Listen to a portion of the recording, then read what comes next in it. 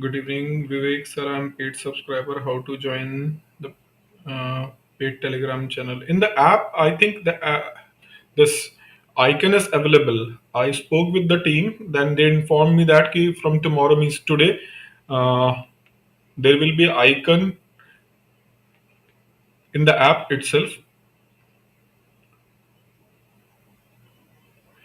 Can check in the application whether that icon to join the Telegram channel is available or not. Just check it there. Good evening. Good evening, Seema, Ayusha, Divyanshu, Chetan.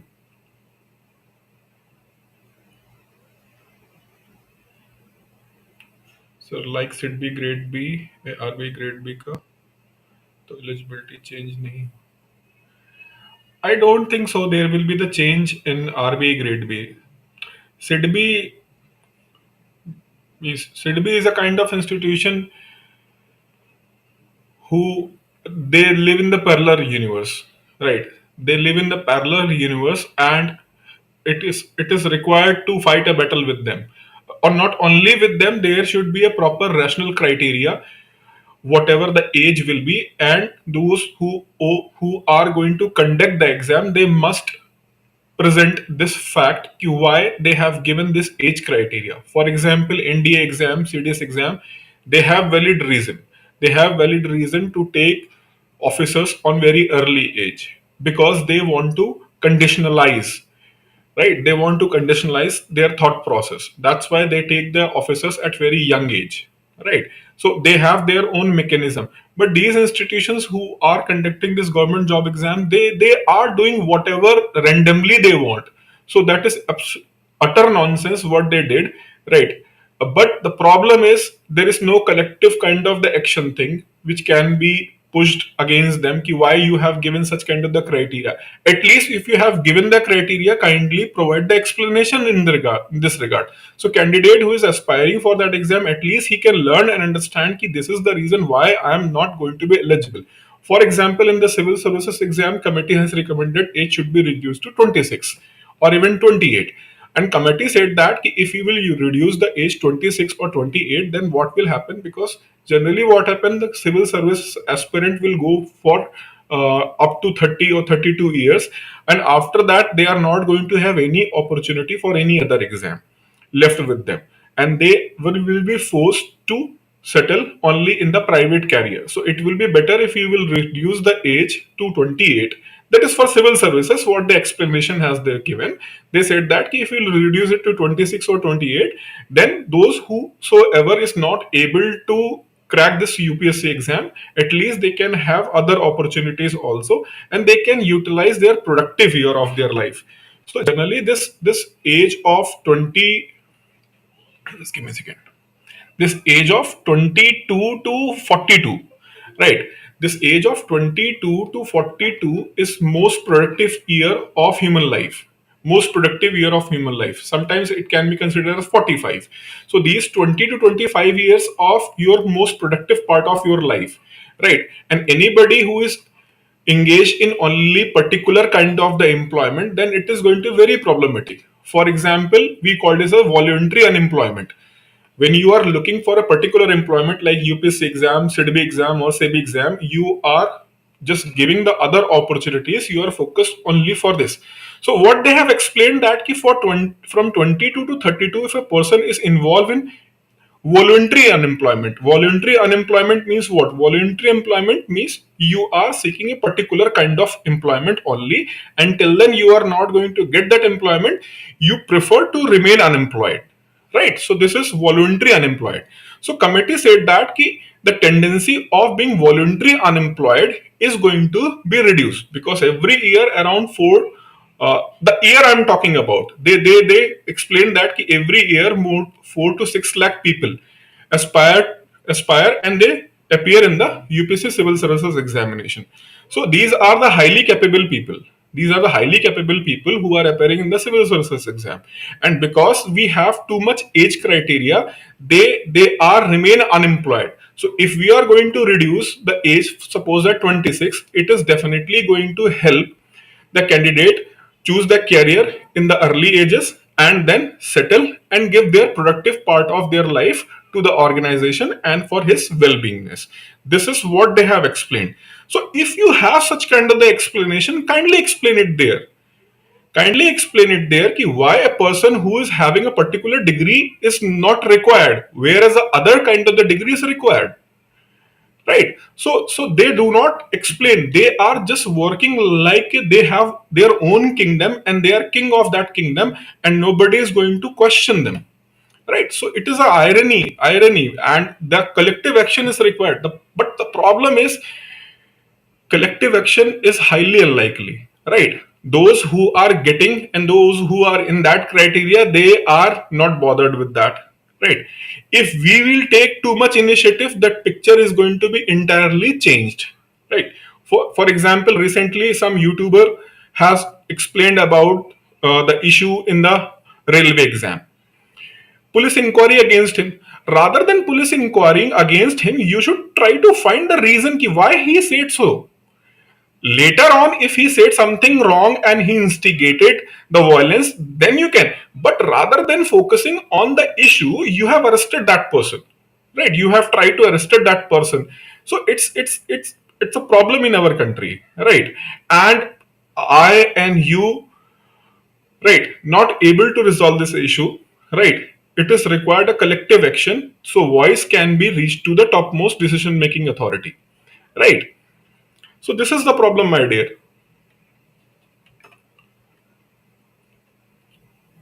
Good evening, sir. I think you forgot to provide the cow one. Okay, I will send it today. No issues. Sir NABARD grade B and SEBI grade B के लिए भी क्या masters means I didn't get that sir NABARD grade B and सभी ने भी क्या masters include नहीं नहीं नहीं नहीं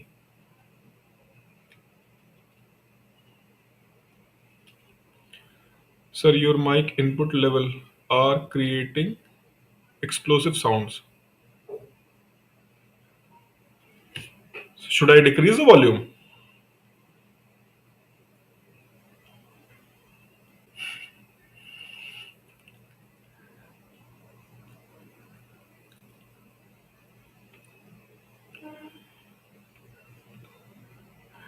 See, I do not have a problem with whatever the criteria you want to set for your exam.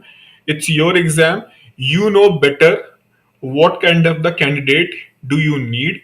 But at least let us know also. Being as a candidate, I want to know ki why being a graduate, just a graduate, I am not eligible for your job, but postgraduate is eligible. Let me know, please. Let me know, please, so that I can understand this thing. You just mentioned that ki we are going to take only postgraduate or we are going to take only particular stream of the student. Why? Is your work for which you are hiring those people, for example, if bank is hiring a legal advisor, right? So we understand that ki, okay, the legal advisor kind of the job which requires at least a law degree, right? At least a law degree is required, right? So that is understood.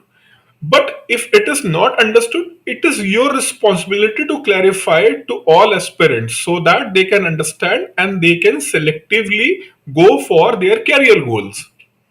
People are waiting and waiting and waiting, and then you have all of a sudden do this Tughlaq Shahi, right? It is utter nonsense. RTI is very powerful tool, but that powerful tool have very powerful limitations also, right?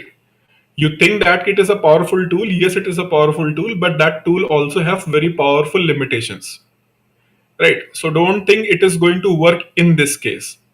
In this case, it is not going to work.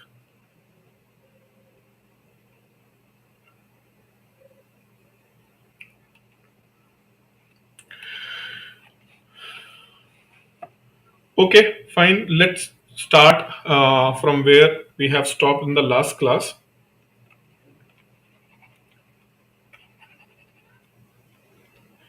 Any rational action should be followed by the reason why you have taken that action, why you have taken this thing. The reason should be provided. It is our right to know, right? It is our right to know ki why, and it is actually not my right to know. It is your responsibility to let us know. The problem is we are taking it as a right. It's absolutely not required. I am not supposed to fight for my right. It is your duty to fulfill your responsibility. Whatever you are doing, you have to explain it properly. It should not be like that, ki the Tughlaq Shahi kind of the thing you are doing. Whether it is whatever the institution. For example, in the case of UPSC, UPSC, if they want to make any changes, they have to send to the central government. They send a report every year to the central government, and central government means union government table that report in the parliament with action taken, means what action we have taken and why we have said no or why we have said yes to the recommendations of the UPSC. That is why it is the greatest institution in India for the any exam, right? So same kind of the model should be adopted at state level. अभी state level के exams में क्या होता है? State level के exam में होता है पहले pre, at the state level, pre, mains, interview, high court, supreme court. You have to fight till the supreme court, right? Only then you are going to get the final result, and you can get the joining. So this is the sad nature of what? The sad nature of the state, and that frustrates a lot.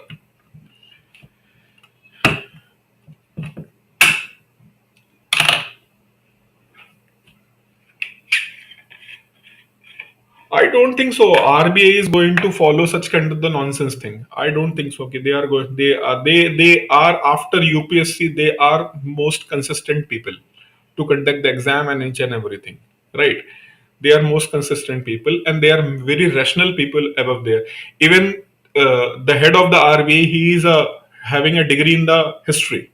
Right? He is not from economics background. He is a history degree holder.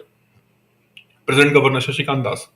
Right. So he's a history degree holder. So if you himself are a history degree holder and you are the chief of the RBI, then I don't think so कि such kind of the nonsense action you are going to take for your recruitment.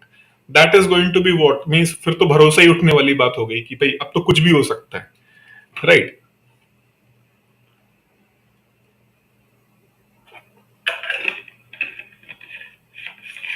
Just give me a minute so that I can come to this.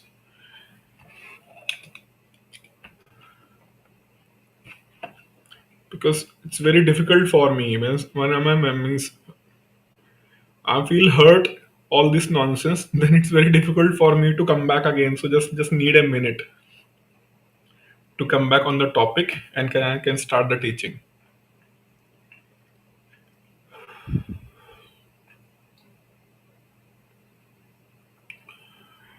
Okay, so in the last class we have started about the history of India's economic history, right? This is what we have started in the last class, and I told you about before independence.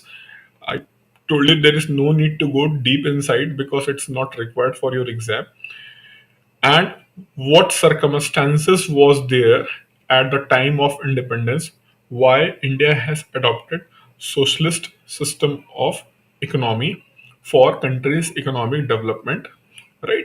So I have explained all these things in the last class, and when you have a planned economic development, you need a kind of institution or a body which can plan it and work in the help in the execution, right? So that is why, for example, planning commission was established, and planning commission directly works under the prime minister, and prime minister is the chairman of the planning commission, and it is headed by a deputy chairman who is responsible for all his day-to-day work, administrative work, whereas the high level meetings were chaired by the prime minister.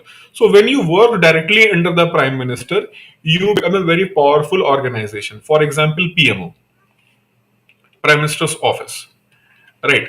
So PMO is a very powerful organization, prime minister's office. Fine. So when this planning commission was established, and it works under the prime minister directly, right? Because prime minister is the chairman. So planning commission, which was a body which is responsible to uh, draft a plan and draft a plan and send to NDC, right? Draft a plan and send to NDC. NDC is going to approve. But actually, it was happening in the reverse. Planning Commission is calling each and every person who is a part of, means NDC is comprised of what? PM, union ministers, and CMs of the state plus UTs, right? So these are the members. So if PM and union cabinet, so if you want to command them, because PM is already with you, so NDC, in the NDC, because you already have PM on board, so it is not very difficult for you to take them on board, means union ministers. Now CMs of state, because generally what happened, who the party which is power, which is in the power at central level, at least 8 to 10 states, at least in the 8 to 10 states, they are also in the power. So that is why to convince the NDC is not a big challenge for the planning commission. So in the practical working, planning commission was very powerful organization. You can understand, for example, when I explained you about budget. When I explained you about budget, I told you that expenditure expenditure and receipts are two part of the budget, and I divided the revenue receipts in what? Receipts in revenue receipts and capital receipts. Whereas expenditure was also divided in revenue expenditure and capital expenditure. But till then, 5-year plans were in execution, right? So apart from the classifying the expenditure as a revenue expenditure and capital expenditure, the expenditures were also classified in the category of planned expenditure and non planned expenditure. Means whatever you are spending, either you can define in the category of revenue expenditure and capital expenditure, right? Other criteria is also required. You have to define what is your planned expenditure, what is your non-planned expenditure. Means suppose that there is a 5-year plan from 2012 to 2017, right? So financial year 2012 to 13, then 13 to 14, 14 to 15, 15 to 16, and then 16 to 17. These are the 5 financial years. So suppose that for this 5-year plan, you have planned to spend 4 lakh crores. 4 lakh crores you have planned to spend, right? So this 4 lakh crore, how it is going to be spent in each and every financial year, for that purpose this criterion was also being set for every financial year, right? So this was also criterion, and with this criterion, uh, the people who are working in the finance ministry, I told you that how the finance ministry is responsible for the preparation of the budget and its execution. But during the planning commission, during the era of planning commission have larger role to decide what is going to be the revenue expenditure, what is going to be the capital expenditure, in order to rationalize planned and non-planned expenditure.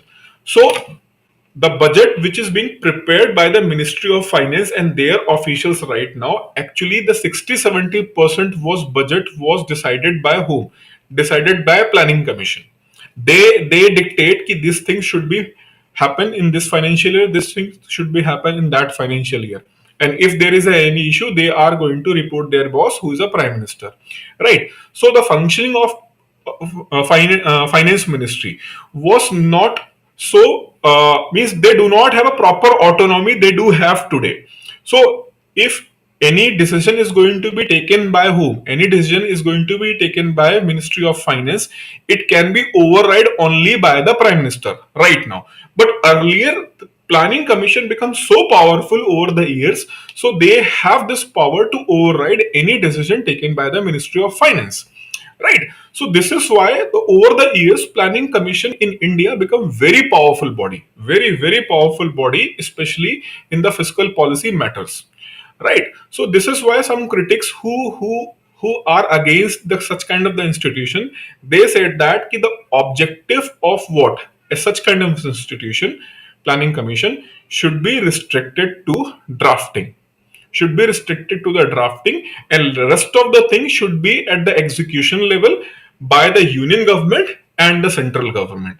So on the basis of that criticism, if you will look the present body, that is Niti Ayog, it is only responsible for the drafting of the things. Execution and whatever the allocations is going to be in the budget of union government, or whatever the allocations for that particular policy is going to be given by the state government, that is entire discretion of whom? That is entire discretion of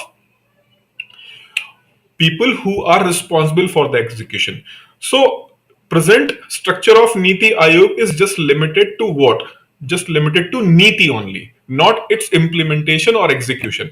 Yes, they will monitor, they will draft, they will give you, and once you are going to implement, they will monitor and they will provide the reports. What is the performance? So you are planning and you are collecting the data, and on the basis of you are trying to improve that particular policy. So this is why it is a typical and exclusively policy making organization. Whereas planning commission over the year acquired the unnecessary power which is not required for that institution, right? And this is one of the reason why the planning was not happening in the proper manner, right? However, it doesn't mean that the planning commission has not did anything for the country's development. When I will conclude the 12 5-year plan, then I will analyze the good things of the planning commission also, and then I will conclude the answer, because this question was asked in RBI grade B descriptive part, so I will take that question also.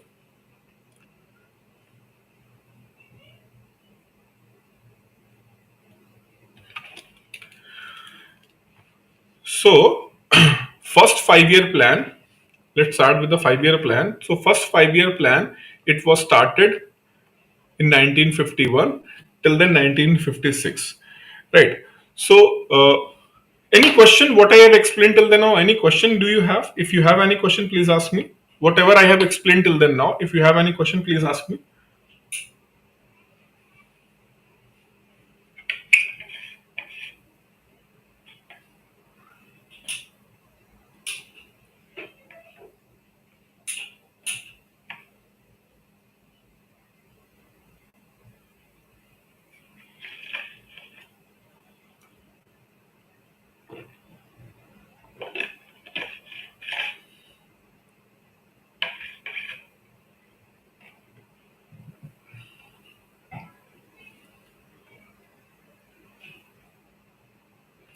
Okay, so let's start with this 5-year plans. So first 5-year plan, just see why I'm discussing this 5-year plans. So you will get an economic history of India, related political and economic issues. All of the thing you are going to know in this 5-year plans, right? So this is the main reason why I'm discussing. Otherwise, it is not required to discuss in detail. That is why only few key points I am going to discuss here. So first 5-year plan, it was based on Harold Domer's model, right? What is Harold Domer model? I will explain. During this 5-year plan, irrigation, electrification, agriculture was the prime attention, and agricultural development was the focus of this 5-year plan.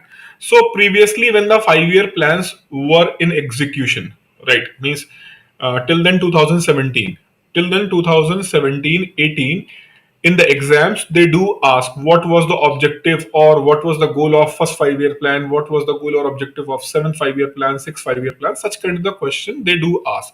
But once the planning commission and this planning process was abolished, gradually they have stopped asking such a question. So you need not to focus what was an objective of first 5-year plan, right? They are not going to ask such kind of the question. Merits and demerits of Niti, I will take it later. First, just complete this planning. We will take the planning commission's merits and demerits. Then we will come to the Niti Ayog, and then we will critically analyze the role of Niti Ayog. Right. So Niti Ayog's role is going to be critically evaluate. And when I say critically evaluate, for all of you who are means I hope everyone here who is watching this lecture or who is going to watch this lecture later, every one of you should appear in the exam, descriptive exam. So sometimes they will use this term critically evaluate. So the students who do not have a proper understanding or idea, they feel that ki I have to criticize, right? So it is not criticism only. You have to give the pros and cons both with the valid reason. So this is what we call as a critical evaluation of particular thing, right? You have to evaluate critically. Critically means you should not be emotional for particular thing. You should be very rational enough while pointing out good and bads, positive and negative of particular thing with the proper data and example. Okay. So I will take Niti Ayog later, not right now. First, let complete this part. So first of all, the what was the objective? Agricultural development was an objective of this 5-year plan. And why the agriculture objective? Because it was based on Harold and Domer's model. They are the two economists in 1950s, especially after the Keynesian revolution, when Keynes said that in this way you have to develop the economy. Since then, many economists started working on countries' economic development, and few economists have presented their set of way. If you will follow this way, then it is going to be easy for you to achieve your goals. Whereas some other economists said that no, their model have this flaw. In this model, it is going to work for your country. So Harold and Domer also have given their model. And what was the basic thing of their model? The basic thing of their model is that any country, like a poor country, especially poor country or developing country, if they want to achieve the goal in the longer run, they should first start focusing on their strength. Right, the strength area, you should start focusing on your strength area, right? Then gradually you can move towards those areas, you can explore those areas where you are not so strong, right? So you should focus first on the strong area. And country like India, which have large level of population living in the rural area, number one, large population is under the poverty. So agriculture have enormous potential to provide those people livelihood, and it can alleviate the poverty from that area. So country like India should focus on agriculture first, as per Harold Domer's model. So that is why it is said that this 5-year plan was based on Harold Domer's model. Why? Because in this model, government of India, despite industrialization was happening at rapid level in the Western Europe, and even Soviet Union was doing large level of industrialization in their area, that aspect in the first 5-year plan was ignored, and India decided that we will focus first on agricultural development only. So that is why it is said that it is based on Domer's model, because Harold Domer model always emphasize you should first strengthen your strength, right, if you want to go for long term economic development. So this is why the Harold Domer model was being taken. Right. Now, another fact, important fact, the first IIT, the IIT Kharagpur was established. So IITs in India was not established by just government of India. Some kind of funding and assistance was also provided by the America also, US. US is a country, they'll spend a lot of money on the research, right? They spend a lot of money on the research and development, and they know that it is going to help them only. About India, you are not going to find too much the material on an Indian website. Whereas if you will click on the US website, for example, US Congress website, the website of US Congress, go to the region, then region to country, in country to profile of India. They have did the substantive study on the India, right? The Aadhaar card number what government of India has issued, all the Aadhaar card number are with the people in the US. Means your data, because all of your data is associated with the Google, right? and Google is observing in everything. So they have all of your data. That's why it said that data is what? Data is new oil, right? Crude oil means what role crude oil has played in next 20 years, 30 years, the data is going to be play. So data, research, right, all these things are being focused by US, and US know that human resource development is going to help them. So this is why they inform the government of India they will provide whatever the academic research development or developing the good engineers is required. We will provide you. And see who is the CEO of Google right now? Alumni of IIT Kharagpur.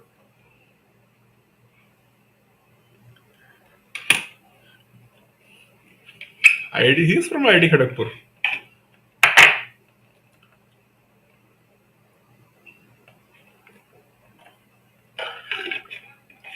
And our country, we are discussing about what? Brain drain, but they are effectively utilizing our resources in a better manner. So that is another debatable issue, brain drain in India. We will discuss it later when we will discuss the sustainable development. This point will come. But IIT Kharagpur was established during this 5-year plan irrigation project like Bhakra Nagal Dam, on Satluj River, Damodar Valley project, and Hirakund Dam project was started. Again, the objective of all these dam projects was what? All these dam project was started especially for the purpose of supporting the irrigation in India, right? And in 1952, community development program was started. What was the community development program? In the community development program, rather than focusing on what particular health or other issue, in the community development there is an integrated approach to uplift all the areas: health, education, right, better food, all these things. So this was an integrated program, and it can be considered as a first social development program initiated by the government of India, right? Community development program. Okay, any questions?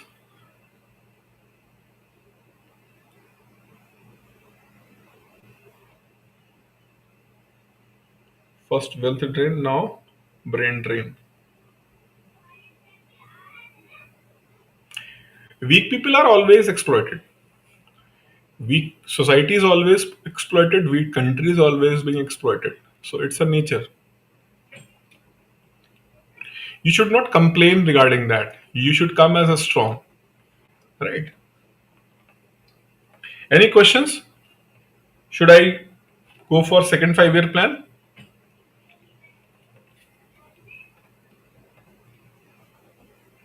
Okay. So when data was collected of 5-year first 5-year plan, what government of India has targeted, right? For example, government of India has targeted the agriculture growth rate of 2 to 2.4%. This was the target set by the government of India for first 5-year plan, but actual growth was somewhere around 3.8%.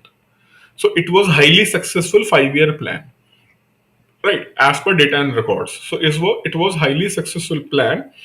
But again, when this plan was in execution, the first 5-year plan was in execution, and now government of India as an independent country is government of India as an independent country is government.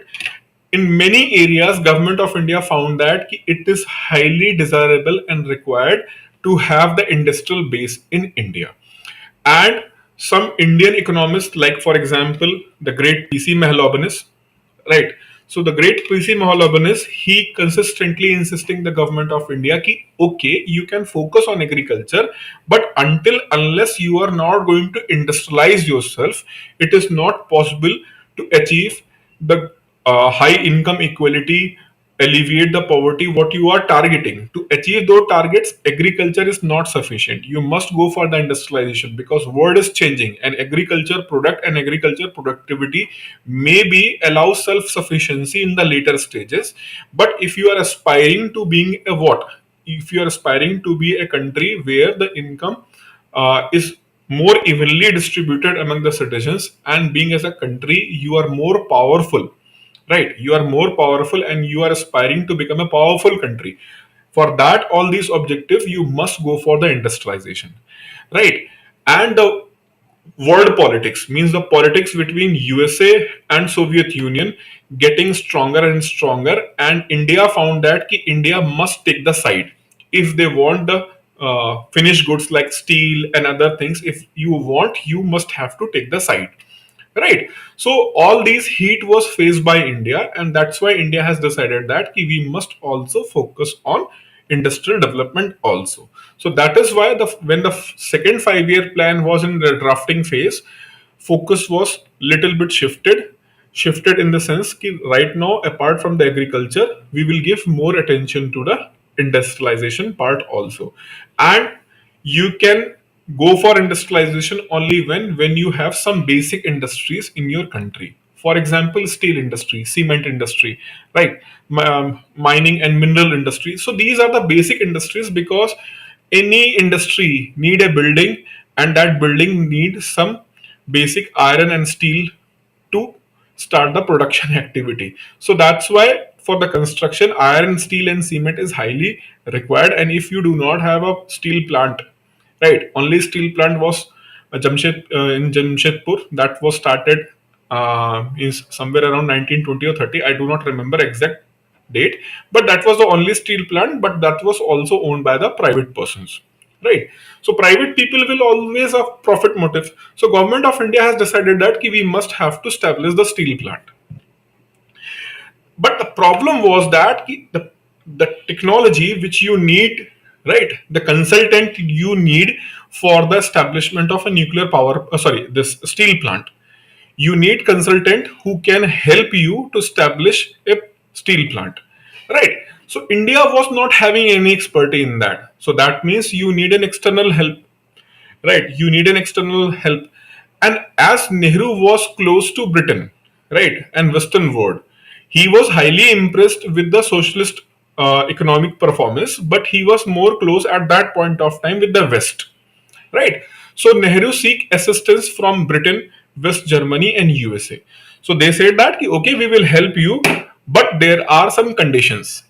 And you have to must accept those conditions. Only then we will help you. Number one condition, you should take the side of Western Bloc against the Soviet Union. First condition. Second condition, you must open your entire economy and market for the Western products, right? Free movement, free trade kind of the thing. So Nehru know that both is going to be not going to help for India. So Nehru apprehensively say that no, sorry, I cannot accept these terms and conditions for this thing. Whereas finding the same opportunity, Soviet Union immediately offered government of India without any terms and conditions, we are ready to assist you. We are ready to assist you to help to develop industry like basic industry like iron and steel plant. And it is an history in India.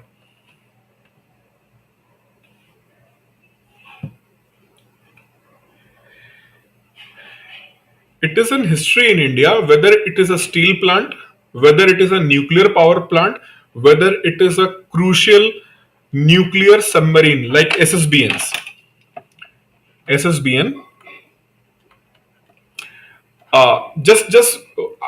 I will take 2 to 3 minutes to explain what is SSBN. Submarines are basically of two types. One is conventional submarine, one is nuclear submarine, right? And even in the nuclear submarine, they are of two types. One is SSBN and other is SSN. One is SSBN and another is SSN. These are the nuclear submarines. Just why the nuclear submarines are important? For example, India and China. India and Pakistan have hostility. So suppose that if China is going to attack with the nuclear weapons on India, right? If China is going to attack with nuclear weapon on India, they can destroy all of your land assets. They can destroy all of the sea surface assets, right? So how you can retaliate? So India can retaliate through land, India can retaliate through air, and India can retaliate through sea. But because China has attacked and he has destroyed land assets, air assets, and sea assets, especially sea surface. So if you have a submarine which have an endurance of 2 to 3 months. Means it can remain submerged below the sea for 2 to 3 months and having a capacity to fire ballistic missile.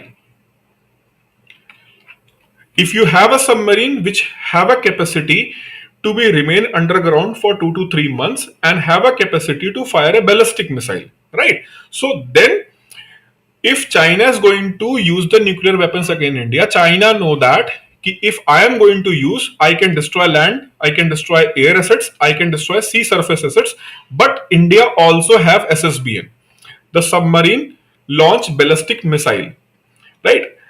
Means a submarine which can fire a ballistic missile. So if that submarine is a nuclear powered submarine, for that we will use this term SSBN. So SSBNs are very important for your country's defense. Why? If China know that India have an SSBN, and if they are going to attack, India will retaliate with SSBN and India will do the same thing with us. So this is going to prevent the China go for first strike and against India. So until unless you do not have an SSBN, you are not incapable of retaliation, right? So in order to prevent the attack from other country, we must have this critical submarine technology. In 1980s, Russia or Soviet Union has given one SSBN to India on lease. That was on lease, but later on, from 1990s onwards, India get assistance in the form of consultation with Russian engineers, and they helped India to develop Arihant. So Arihant is very important. So this is why since the beginning, the Soviet Union, you are being helped by the Soviet Union with the help of their consultant. You have established your steel plant, you have established your cement plant. So all critical and crucial technology was provided by the Soviet Union and later on the Russia, right? So you can understand in that manner why India has not directly but indirectly has taken the side of Russia, right? Not directly but indirectly, India has taken the side, because every time they come up with what, without any terms and conditions, they, yes, they took money from us, only then they provide the consultancies, right? They do provide the consultancy services only with what, money. But Western countries are not just asking money, they are asking your stand. For example, right now Russia's means US is pressurizing India, you should take the side properly, you should vote against Russia, right? So this happen in even not right now. Now you can imagine what kind of pressure is being exerted by the West on India right now. But India is a powerful country, especially in the present context. Just remember, just try to understand, when India was a poor country, what kind of the pressure they have created on India, right? And how effectively it was handled. And India said that, sorry, we are not able to accept your terms and conditions, and we will try to do on our own. So that is why Bhilai steel plant, with the help of Soviet Union, and it was first India's first steel plant after independence. So when Vikramaditya is a kind of what, Vikramaditya, India was being cheated by the Russia. That is fact. If I'll get time in the end, I will explain you how India was being cheated, right, with the Vikramaditya in the terms of cost, right? So it's not just a gift. They have given as a gift, but gift always come with what, some hidden cost. Always remember that if somebody is giving you the gift, that is always come with certain hidden cost, right? I will explain at the end of the discussion. If you want, just remind me, I will discuss. So once the Russia has started helping India, right, to provide the consultancy for the establishing a steel plant, then West realized that India maybe go to the Soviet camp, and it is going to hurt our interest in this Asian Pacific region. So that is why after Soviet Union, other European countries like Germany and Britain, they also ready to provide the assistance to the government of India to establish steel plant. For example, British government helped to establish a Durgapur steel plant. Raulkela steel plant was established with the help of West Germany. right? So in this way, uh, countries in the West, they found that if India is going to be in the Soviet Union camp, it is going to be very difficult, right? So that is why they also offered their critical technology to establish steel plant in India. So in that way, the second 5 year plan was related, or you can say that the second 5 year plan was focused on development of heavy industries in India, and focus was on what? Heavy industries, right? So in this way, the plan was executed, right? The plan was executed, and whatever you have expected, again you have performed better than what you have expected. So in the agriculture sector, in the industry sector, you have performed well. So when the planning for the third 5 year plan was started, it was believed that now we have to combine both, and we have to go on hand with hand. Means now we have to give more emphasis, not particular sector, we have to give equal emphasis on both sector, because generally we are performing better than what we have planned, right? But sometimes what happened, you have planned it very with a better manner, but some other things happened and your plan is going in the vain. And that was happened with third 5 year plan. Planning was so right, everything was planned and execution was started in 1960, but the bad memories of 1962, right? The bad memories of 1962. Then again, Pakistan found that it is a right time to defeat India, because India's morale is already very low. So 1965 war, right? 1962 war, 1965 war. Then again in 1966-67, this year was having a severe drought in country. So two big wars, then 1966-67, a kind of drought. So this entire planning was disturbed.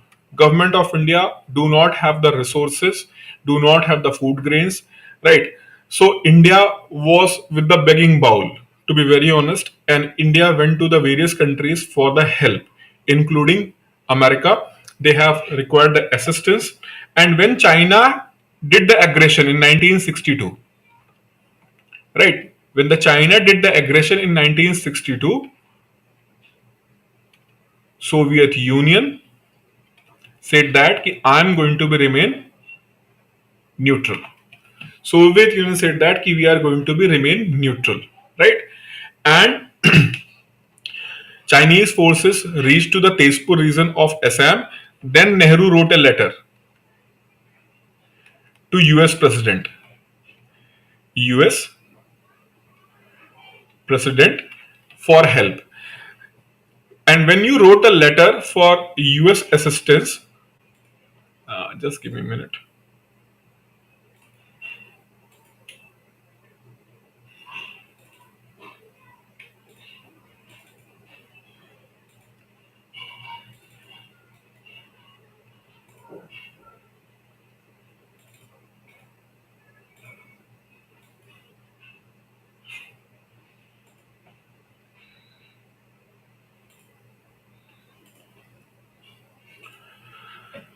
So Nehru wrote a letter to US President and he requested for assistance. US has responded immediately, and if we will consider this as a India's map, and here is Sri Lanka. Here there is a small chain of islands known as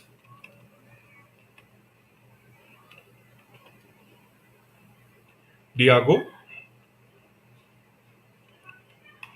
Diego Garcia.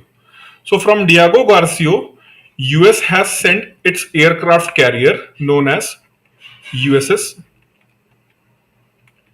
Nimitz. Why I'm telling you, I will tell you later why this is having a significance. All this thing I'll tell you later. Maybe you are feeling that sir, why is telling all these things which is not related to economics. I'll tell you the reason. So from Diego Garcia, they have moved their aircraft carrier known as USS Nimitz, and it entered into the Bay of Bengal. So when they entered in the Bay of Bengal, Chinese found that if American assistance will come to the India, then in that case, what will happen? Then definitely whatever we have achieved in the Indian territory, we must have to return. And then with the help of American forces, India may can take other part of the Tibet and related region. So that is why then they unilaterally went back. They unilaterally went back. Okay, whatever the objective we want to teach a lesson to India, we already taught that lesson. Now it is what India have a psyche. India has was defeated with the hand of China, right? So this politics happened. So when you are a country who is not taking exact side and you are taking the things on the basis of your national interest, then maybe what you are thinking the person is your enemy, he is ready to help you, because US has also his interest, India is also having his interest, Russia is also having his interest, right? So every time this thing happen, so the decisions in the foreign policy, decisions in the economics are being taken on the basis of rational situation. Right? This is the reason why I want to tell you this thing. And again, I will come up with this why New USS Nimitz and all. I will tell you the reason why I have told you this story. But finally, from 1961 to 1966, this phase was so disturbed phase. India was completely crippled down in the economic sense, and forget about the execution, proper execution. Just proper execution. There was a very poor execution because of the lack of the resources, and India was not in position to draft and implement next 5 year plan. So that is why the phase of planning holiday was started for this 3 year 1966 to 1969.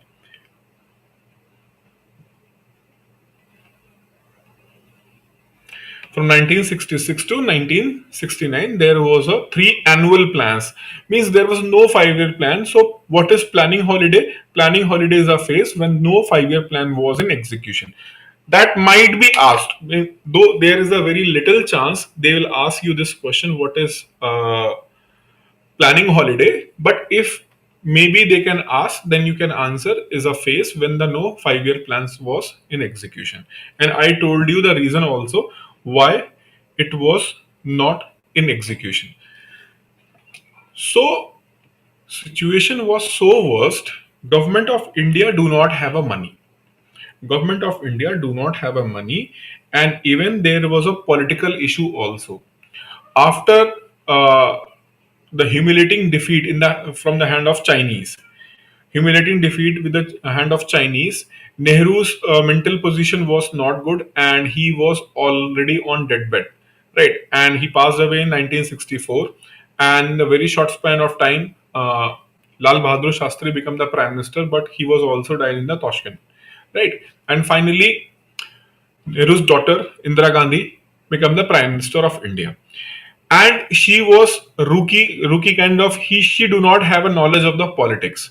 So what veteran politicians thought that she cannot handle it and we can control her because she don't know the politics.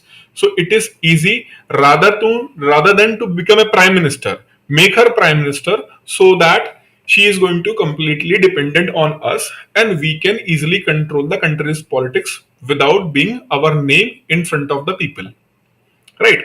So this is why sometimes happen in the political party, when you know that a particular name is going to be very famous, the party politicians will try to do this strategy, right? So for example, in present context, despite having not good performance by the Congress, even certain leaders, they are very firm and believer of the only Gandhi family is going to be the head of Indian National Congress, because they know that the Gandhi family have little experience about doing the politics. Politics is a kind of seasonal thing, right? You must have the practical knowledge, ground level knowledge. So this is why sometimes you feel that if an immature person is going to be the head of the state, then he is going to be completely dependent upon you, and you can be what, a real king rather than the dummy face, right? So this was the reason why they want to make Indira Gandhi as a prime minister. But उनका दांव उल्टा पड़ गया. Indira Gandhi was a kind of a lady. She was very ambitious, and immediately, without using these politicians, she started using the bureaucrats. For example, LK Jha, one of the brilliant bureaucrat of that time, she handpicked those bureaucrats and she started working with those bureaucrats and she stopped listening all these politicians. She was completely dependent upon whom? Completely dependent on LK Jha and other kind of the advisors to the prime minister. And when country faced such a difficult condition from 1966 to 1969, that was an issue कि we need funds and we do not have a fund. Either we have to go for international assistance from IMF and World Bank, but if we will go for that, they will put certain terms and conditions. And we do not want to go with the certain terms and conditions. So what we should do? From where we can get the fund? Then LK just suggested that, ki, madam, in our country there are a lot of private banks, right? There are a lot of private banks, and if we are able to effectively nationalize them, right, if we are effectively able to nationalize them, then that is might possible. So Indira Gandhi's question was ki, why we didn't did that thing in the past, why you are giving me this solution right now? So they said that ki, ma'am, in our country there is a law or fundamental right, that is right to property. So right to property was a fundamental right till then date. So Indira Gandhi said that ki, no issue, I'm giving this order, whatever the fight we have to fight, whether in the court or Supreme Court, wherever, but I'm ordering the nationalization, whatever the terms and conditions are required, go for that terms and conditions and make them nationalize. Right. So Government of India has calculated and finally they found that what? Those banks who have net worth of 50 crore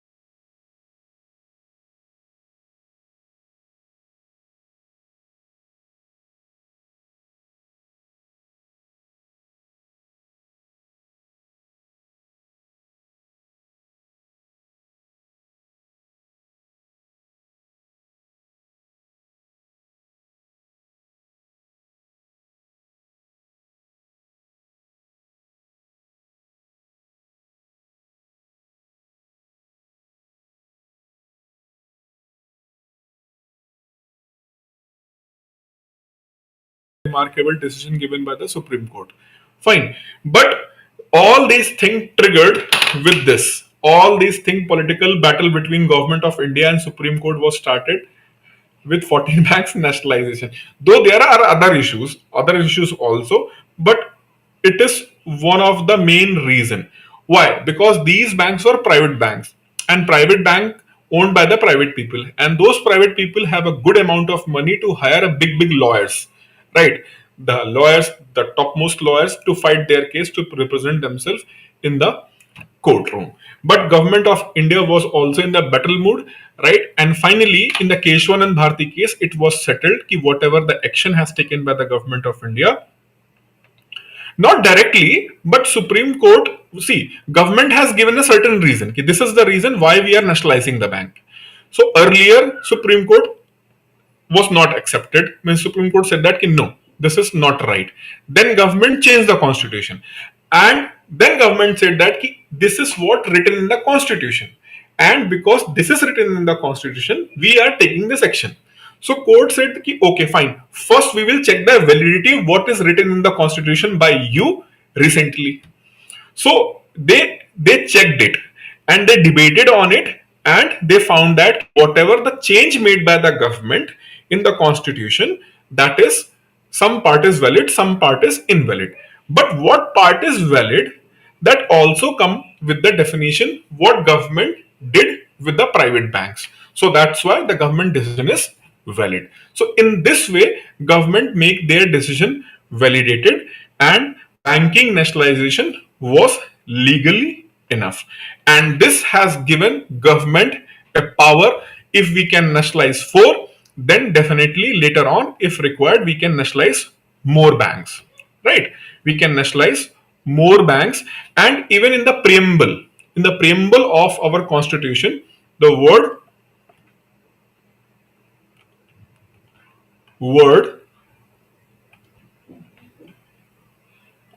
socialist was added. The word socialist was added. Okay, screen down. Okay.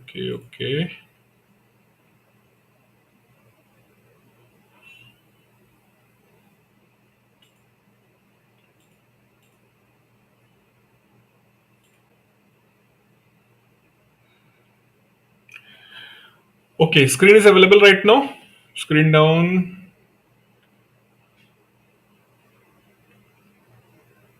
What a nice parable is. What is going? We are not able to listen it, but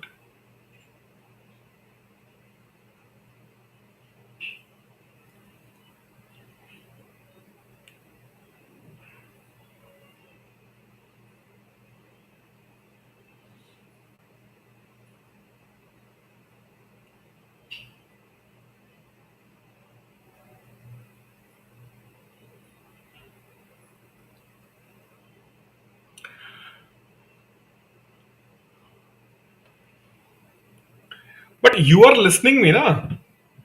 Means I was audible, na? From 50 crore onwards, I was audible, but just screen was not available. But I was audible. Yes or no?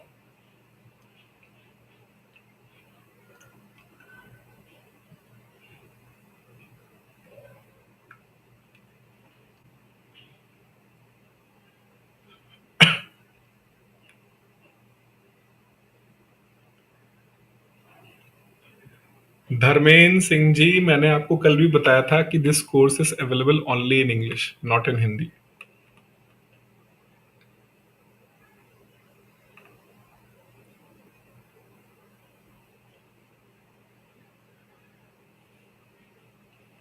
Okay, nothing was visible as well as nothing was audible also. Okay.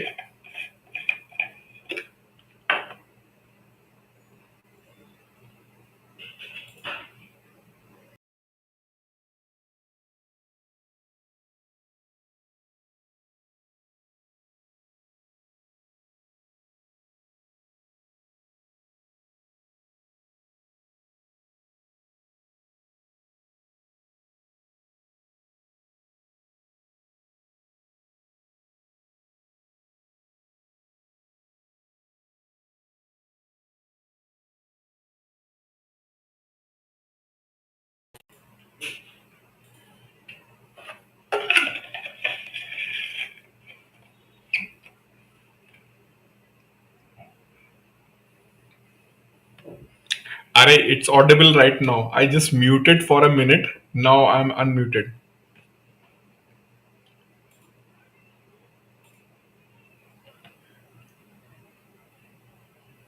Is I audible or not?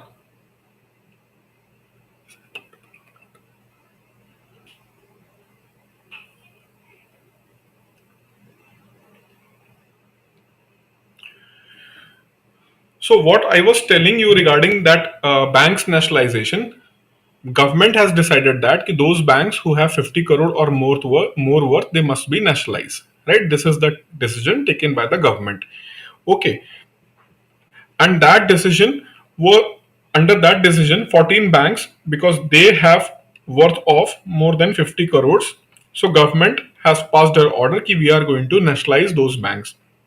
Fine. But India was having a fundamental right at that point of time, and under Article 19, we have fundamental of right to property. Right to property was a fundamental right at that point of time. Okay, so that means your private property cannot be taken by the government without your consent, right? So this is the kind of right to property. So under this right to property, people who are owning these banks, they went to the court, and court said that yes, under the right to property it is illegal. So they were very happy. But what government said that okay, what the decision was given by the Supreme Court was based on what? Because right to property is a fundamental right. So government had decided that okay, we will eliminate this from fundamental right. We will eliminate this from fundamental right. Then everything will be fine. Then Supreme Court said that okay, first we will examine your decision. We will examine your decision, the decision you have taken by removing the fundamental right to property from the fundamental right. We will check this thing. So government take this action. They remove the right to property from the list of fundamental rights, and it was examined by the Supreme Court that decision was right or wrong. So in the most famous case in India's jurisprudence, and not only in India, this case is now used by the Supreme Court of Pakistan and even in the Britain. When the British Supreme Court or High Court has taken certain decision to override the action taken by the Parliament, they have given the example of this Keshwanand Bharti case.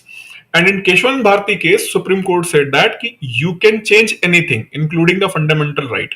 You can change anything, including the fundamental right, but you cannot change the basic structure of the constitution. Now question is, what is the basic structure of the constitution? This is going to be decided by Supreme Court itself, right? So in that way, court said that yes, you have a power to change the fundamental right. Fine. So government's action was validated. What action? Government has removed the fundamental right from the list. Government has removed the right to property from fundamental rights. Okay. So now those people who are against this bank nationalization, they again went to the court and they said that government action was illegal. Court said that no, whatever the government has taken this decision was absolutely right because it is as per constitution. And in the constitution, fundamental right do not have inclusion of right to property. It's just a legal right. So in that way, government gain a considerable lead, right? Especially to control the economy. To control the economy, government has taken a significant lead. And Indian economy become more and more socialist. Why socialist economy? Because now government of India is owning not only enterprises who are involved in the production, right? So earlier government was owning what? Government was owning only producing units. Now government has acquired investing unit also, means the investing bodies like banks. So that is why it is said that with this action the Indian economy become pure socialist kind of the economy, because private business was going to be very difficult in India. And not only production, but you also control the banks, so you can also control the investment in your country, right? So India become more socialist economy by this action. So that is why this action was very important.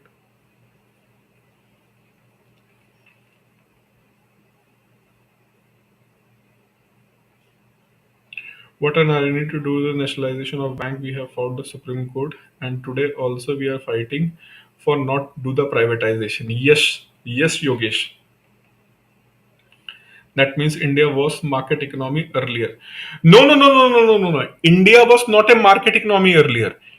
In India, most of the production activity was being done by the government sector, though private sector was also there. Jamshed, for example, Tata Iron Steel and Company, right? Tisco was there, and Bhilai Steel Plant, Raulkela Steel Plant, Durgapur Steel Plant. So in the steel sector, both companies, private and government, was also there. But production activity, right?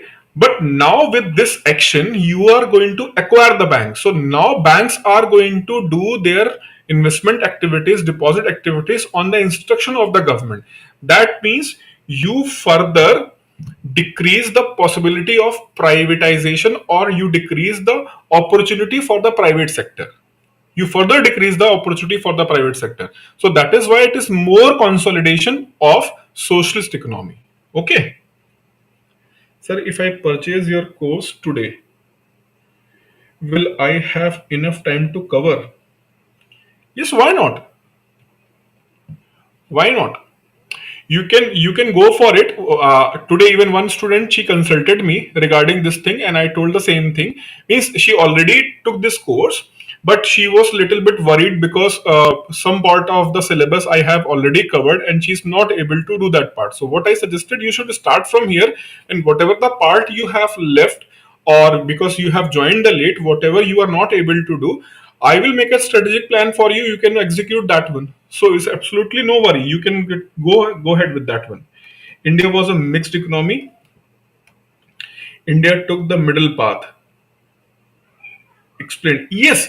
See, you are claiming कि you was mixed economy earlier. You was also claiming कि you are mixed economy today. When India is heading more and more privatization, still government of India is claiming that कि we are mixed economy. We are mixed economy. Same claim was made by the government of India even after banking nationalization. The same claim was made by the government of India, banking nationalization, right? So what you are saying, but what actually the structure was saying that ki Indian economy become more socialist. Still, Tata Iron and Steel Company was not nationalized. So government is saying that ki how you can say that ki I'm not mixed economy. See, Tata Iron and Steel Company is working in our country, so we are following the mixed economy model. Private and public sector both are being allowed. So government of India is giving this excuse, whereas in the reality it was like a socialist economy. Till then 1990 we was a socialist economy. Means most of the economic momentum, it was like this. We are saying that we are mixed economy. Why we are mixed economy? Suppose that it is your economy, and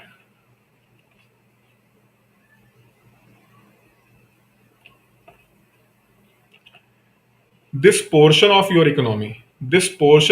of your economy, production and investment kind of the thing is controlled by the government, whereas this part is controlled by, or this part have a space for private, and you are claiming that you are mixed economy. Now what is the situation is like that, now government of India have this amount GOI on control on production and other investment things, and this is controlled by what? Private sector. Still you are claiming that ki we are what? We are mixed economy. But the reality is, here you are heading towards complete socialist economy. You are heading towards a complete socialist economy, and here you are heading towards complete market based economy, right? So this is the difference. We are mixed economy. Even US also claim that ki we are a mixed economy. Britain also claim that we are the mixed economy. Everyone is claiming ki we are a mixed economy. Nobody want to take this tag, we are a capitalist economy or we are socialist economy. Nobody want to take. But in reality, this is the picture.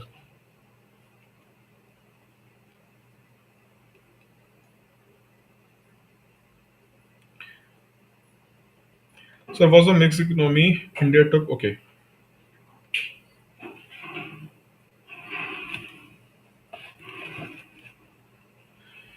I told you, our actions are being taken. The government take the action on the basis of rationality. What is their perception about the rationality, right? So Air India's privatization was long due, and it was not just this government did that thing. Previous government also tried, but that government was failed to do that thing because of any reason. I'm not want to go there, but whatever the government of India right now doing, it is also planned by other governments also, means other political parties also. So don't think that if other government means other political party is going to be in the power, they are going to change this policy. No, they may be slow down the pace or they may be increase the pace. If you will see the policy of the government of India from 2002 onwards to till then date, policies remain same. Policy is remain same. It is just a matter of pace. what pace you are using. So this government is doing those things with high pace, and when the UPA government was in power from 2004 to 14, they did with the low pace. This government is doing with the high pace, 2014 to 2022. So what they did in the 10 years, they almost did in 4 years. Right? So the pace is very high. That's why you are feeling there is a difference. But I'll tell you, I have analyzed all those things, policy papers, all this thing. It's an interest area of mine. So that is why I'm telling you convincingly there is no big change. Being as an opposition, when Modi was chief minister of Gujarat, and these party people, they have protested against any rise in the fuel prices. Now they are in power, they are doing that thing, and Congress people are making what? Making kind of the protest. When Congress will come to the power, Congress is also going to do the same thing. Reducing the subsidies, privatizing this public sector units. It's all idea of the Manmohan Singh, started in 1992. Who made this idea? So what you are claiming that no, we are not going to do this thing, we are not going to do that thing. That is politics. That is politics, right? So politics is a different thing, and economic policy is a completely different thing. So what you are making a tall claims, and actually on paper what you are doing. But the problem is that when you want to see what is happening on paper, right, what is happening in the reality, for that you have to read the books, you have to read the reports, you have to read the articles. And gathering this political thing, just watch the 2 minutes, 3 minutes, 5 minutes, 10 minutes video on the YouTube, Facebook post, reels, blah blah blah and blah blah blah. Your opinion is going to be generated, and that is false opinion. If you want to generate a real opinion about the government and its functioning, you must read those articles, you must read those reports. Only then you are able to genuinely assess. So this is the problem. Okay. Any issue you want to go for, any issue, even this farm law, actually it was a mind of what? Earlier government, right? So it is a politics. You didn't allowed me to do that thing. That is good for the society or good for the Indian economy, but you prevented me. So I will make sure that when you will be in the power, I will make sure that I will also not allow you to do that thing. So this is what? Politics. Okay, so don't worry about the politics, focus on the facts. Okay. Otherwise, I'll tell you honestly, I have a good knowledge of the political science, and my data, facts, and knowledge is also very good. I just need half an hour with you, and I'll completely change your thought process about the particular person in the government with data and facts. With data and facts, you may be convinced or not, it's a different point. But I will make you realize that this is also true, but my heart is not accepting. That is why I'm not saying that the person is good or bad. But I will change your opinion. I have such kind of the data ability. But it is not my job. My job is what? My job is to let you know you should focus on the facts, you should focus on the policy making part rather than this what is happening in the politics. Okay.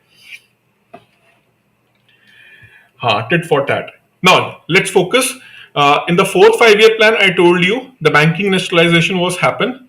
Now, in the fifth 5 year plan, model of this 5 year plan was developed by the Planning Commission. Planning Commission said that I told you na ki gradually Planning Commission took the control of each and everything. Earlier they was listening others, but gradually they took the control.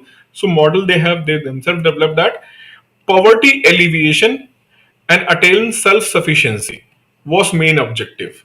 Why attaining the self-sufficiency was the main objective is that because in 1969 actually India went to United States of America and requested to provide the food grains, and US at that time PL 480 scheme. They have PL 480 scheme. Under this scheme, they provide the food grains to the poor countries. And for that, Indira Gandhi was waiting for almost 2 hours. Indira Gandhi was forced to wait for 2 hours to meet the President Nixon. Right? So this was the kind of the status of Indian Prime Minister at that point of time. Right? Now you can see kind of the status you have. So it is not about the particular person. It is not about the particular person.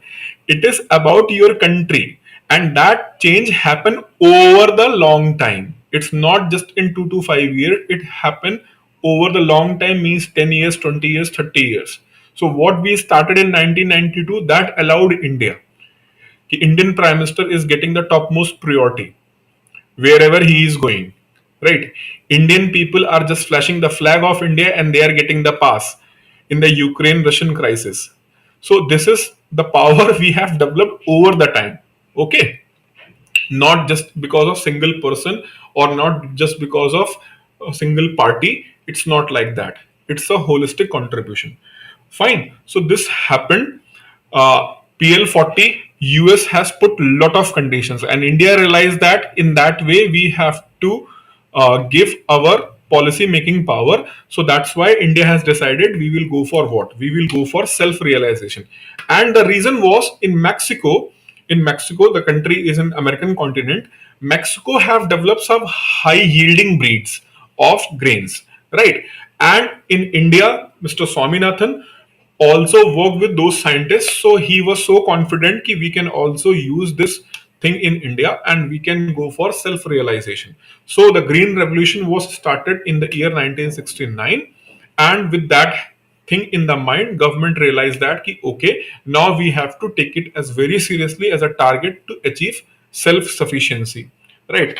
Abhi dekho, in fifth 5 year plan, you want to attain the self-sufficiency.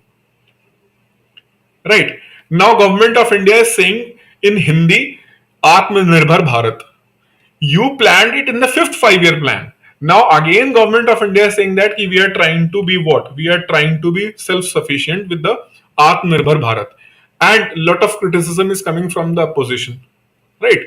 But see who was in the power at that time and who tried to achieve this objective of self-sufficiency. So it's just a politics.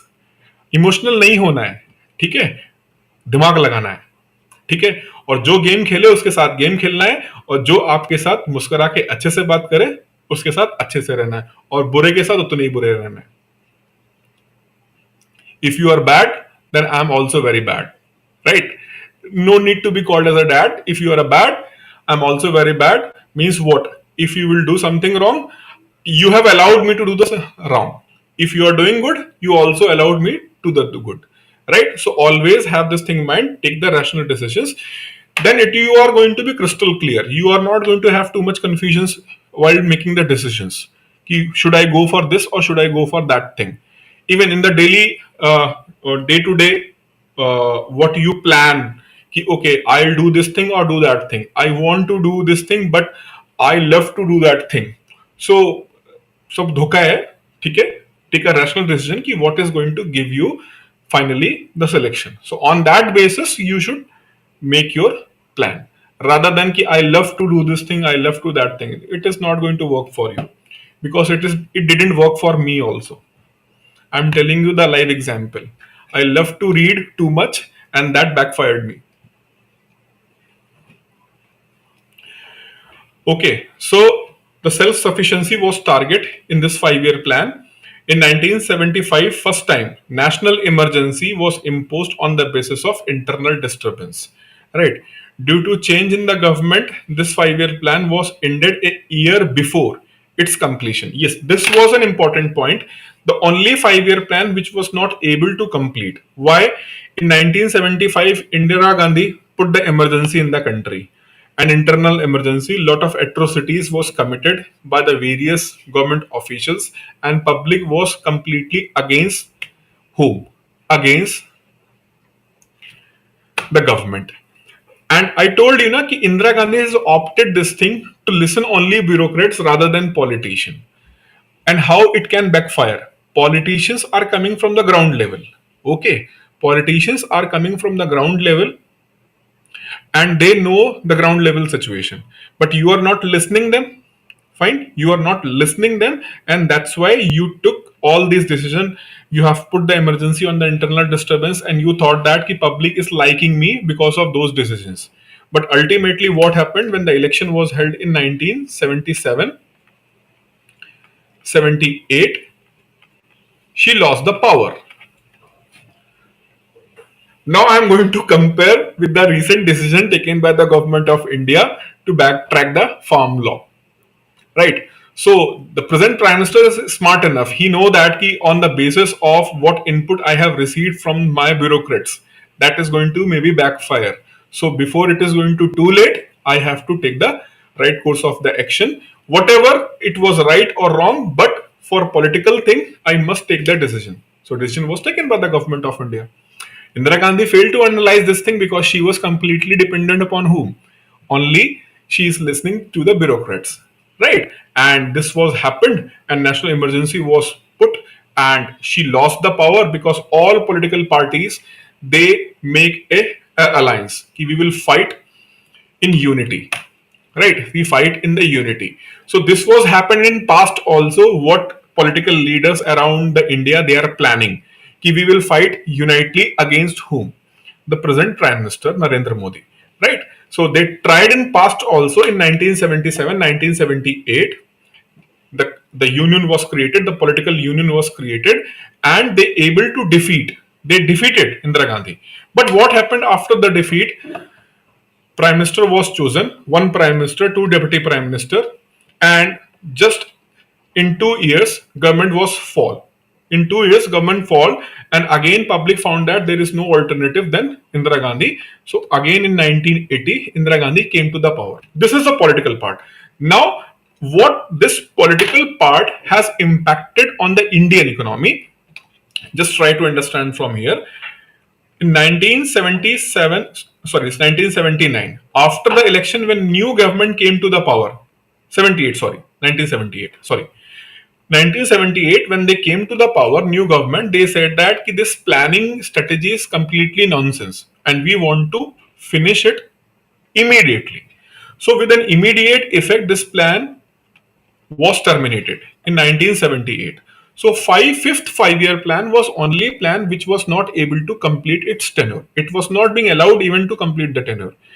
Government of India, when Mr. Modi came to the power in 2014, he abolished the planning commission, but he allowed to run 12th 5-year plan, for which duration was 2012 to 2017. So it was executed. However, in 1978, when the Janta government came to the power, Janta government has abolished this 5-year plan, and they said that we want to rewrite the way of planning in India. Rather than going for 5-year long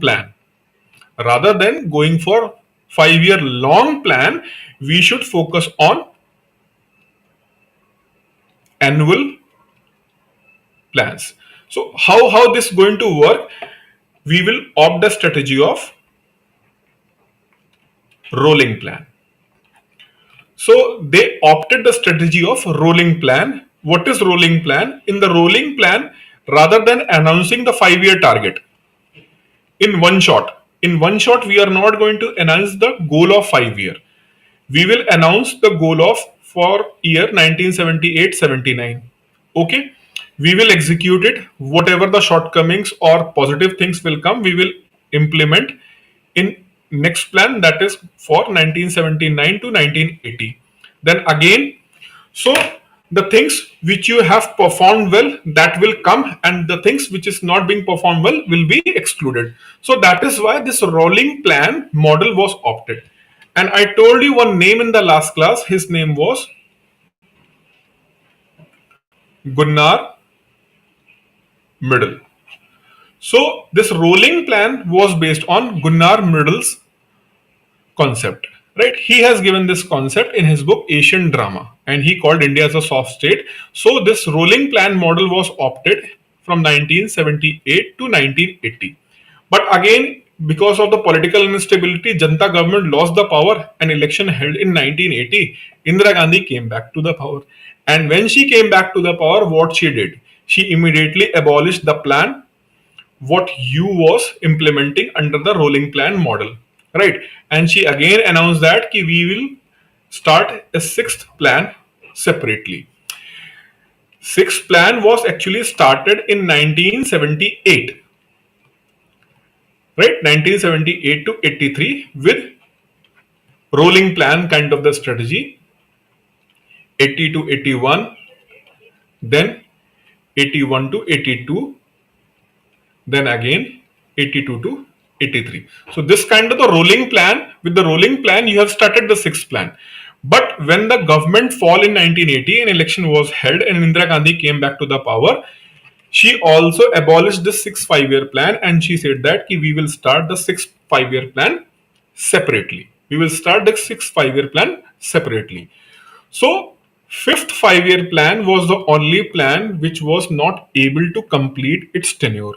Whereas, sixth 5 year plan is the only plan which was started twice. First by the Janata government, then again by the Indira Gandhi government later on.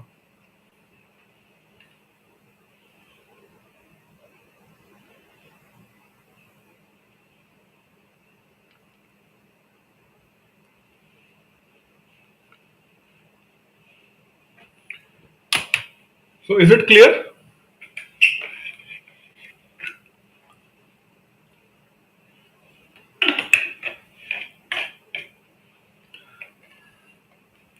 So, Indira Gandhi got defeated in 1977, but she came back to the power in 1980.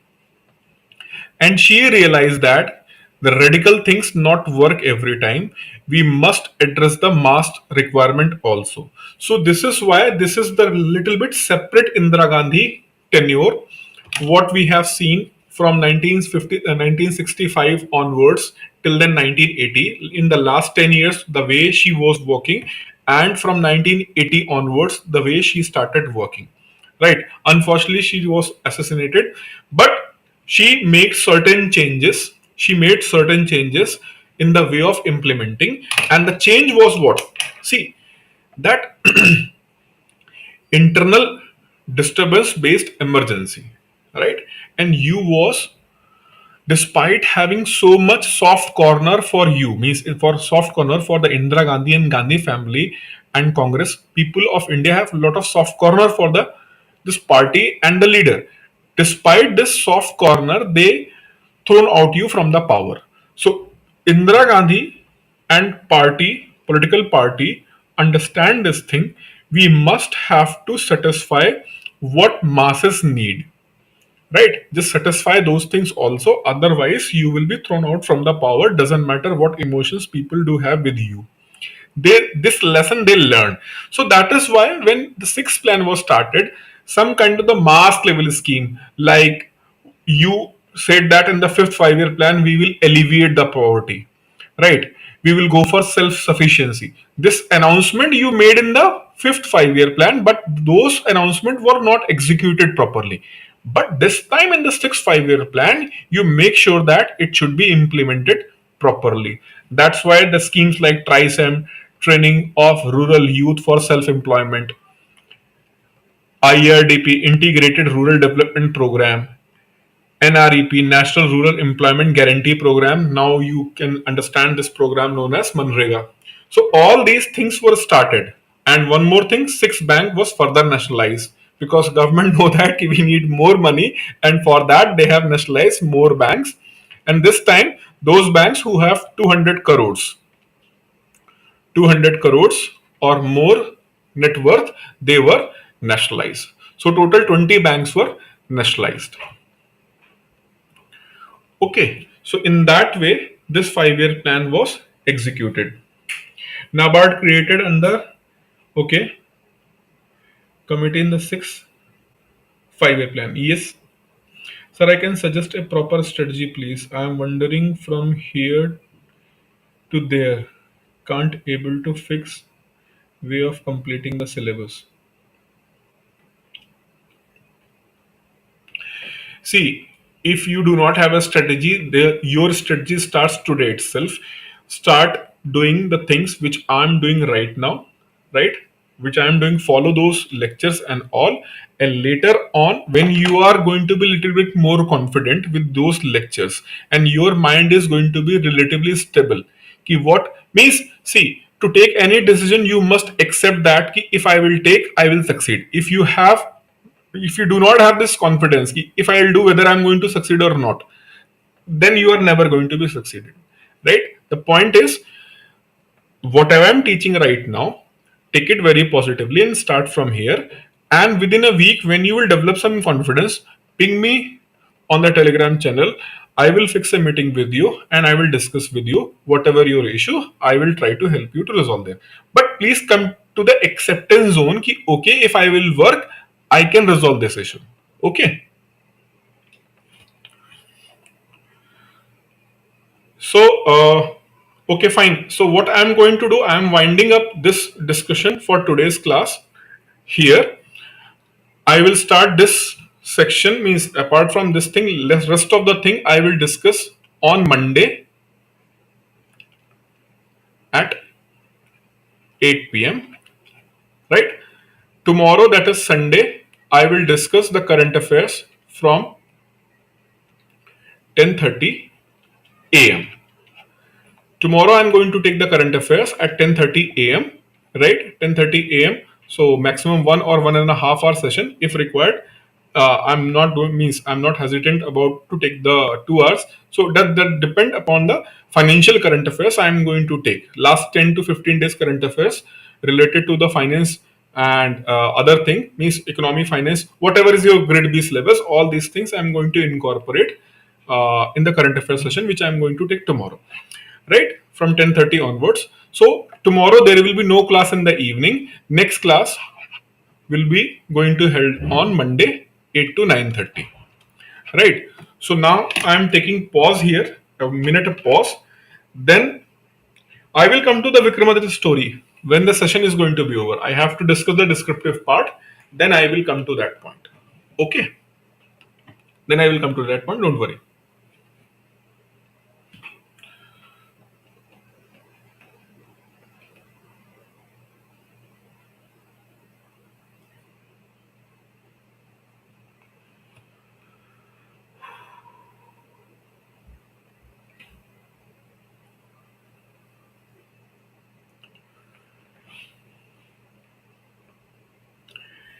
See, it's not about phase one or phase two. I will take whatever the syllabus you have for the RBI grade B. I'm going to cover each and everything.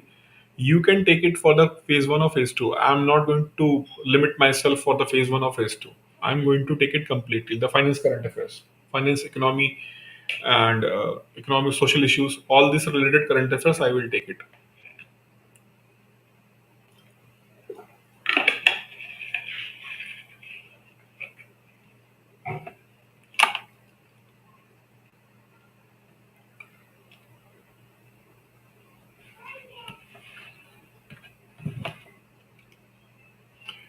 So for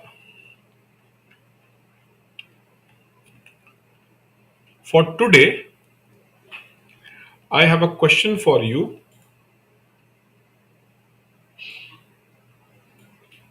And this question was asked actually in your exam.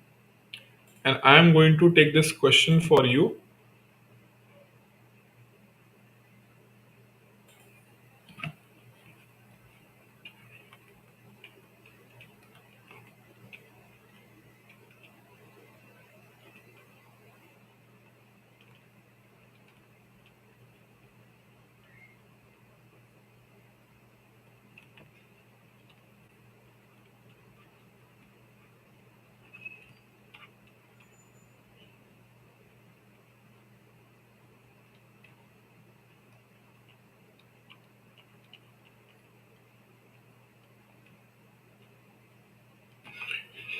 Inequality of income is a global phenomena. Discuss. Right? So this is the question they have asked in your exam and you have to write on it. So anybody want to throw the light on this? What we should have to write in this? You have 2 to 3 minutes to comment what you must have to write in this question? Inequality of the income is a global phenomena. Discuss.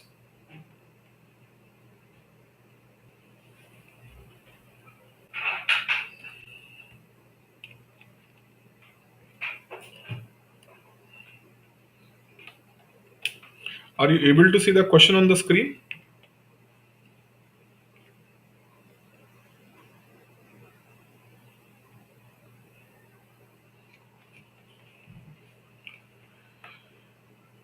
So we can write on the basis of latest report on the global equality. Okay. Lawrence curve. Okay.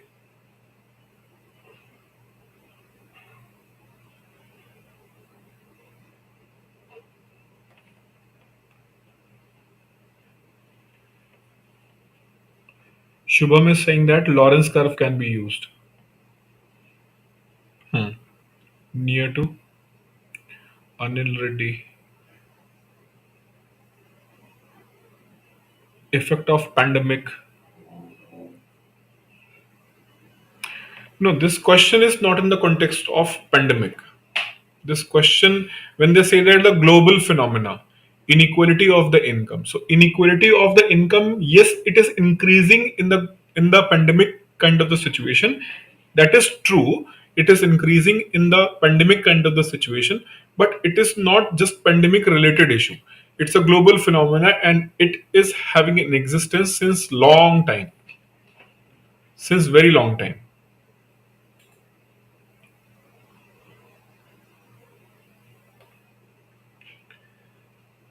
Effects of GDP on ground level. Okay. Effects of pandemic. Effects about Lawrence curve. Intro. Example China, Mexico, and Brazil to prove it's right in the body. Okay. Inequality. Inequality virus of versus of Oxfam and other opposite measures to improve in the conclusion. Yes, quite near. Explain capitalist. No, there is no need to explain capitalist here. On the basis of unemployment, availability of resources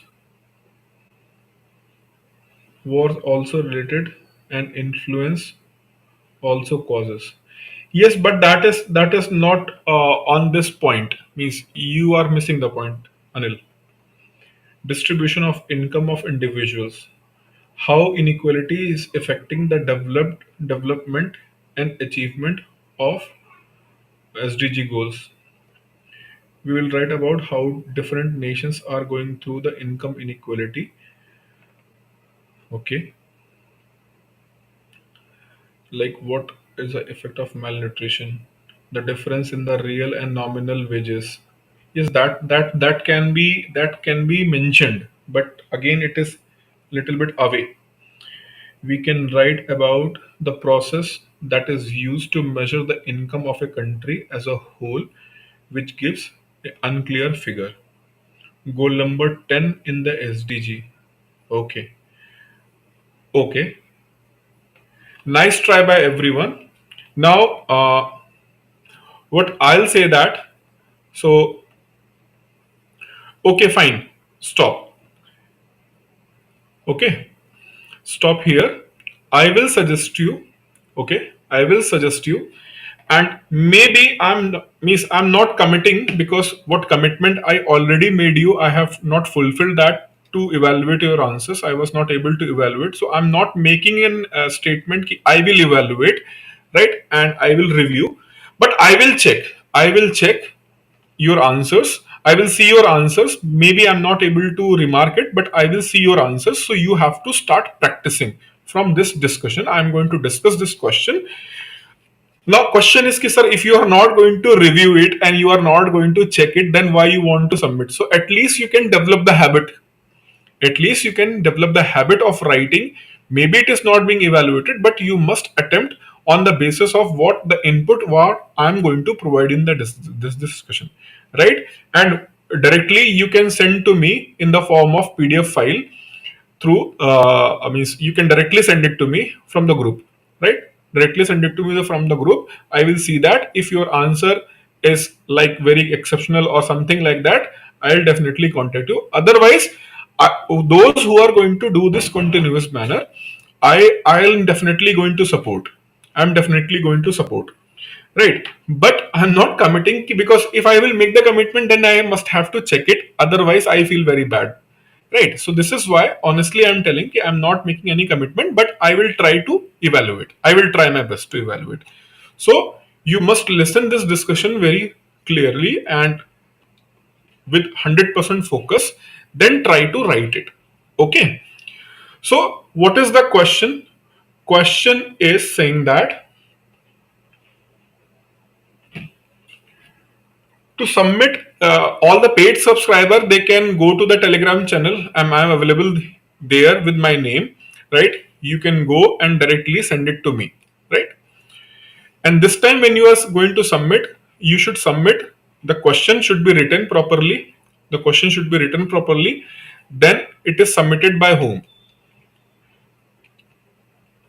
And I tell you why, one of the reason why I hate this Telegram, I don't like this Telegram, because I never find, means most of the time, I'm not criticizing those people, please don't take it otherwise, but I want to know with whom I'm interacting. If I'm not able to know, then I'm not feeling comfortable to have an interaction, because I'm a little bit, maybe the means problem with me, but that problem is with me, so I'm not comfortable to interact with those people I don't know, right? So this is why, please, if you are going to submit your answer here, the question, inequality of income is a global phenomena, discuss, this is the question, then write your name and number, right? Name and number is required, so that if required, if you have any problem to share the number, then you can mention your email ID also. So if in case I want to contact with you, I can contact with you, right? Because this, without this, I feel little bit uncomfortable, I don't want to do that thing. So this is why my request.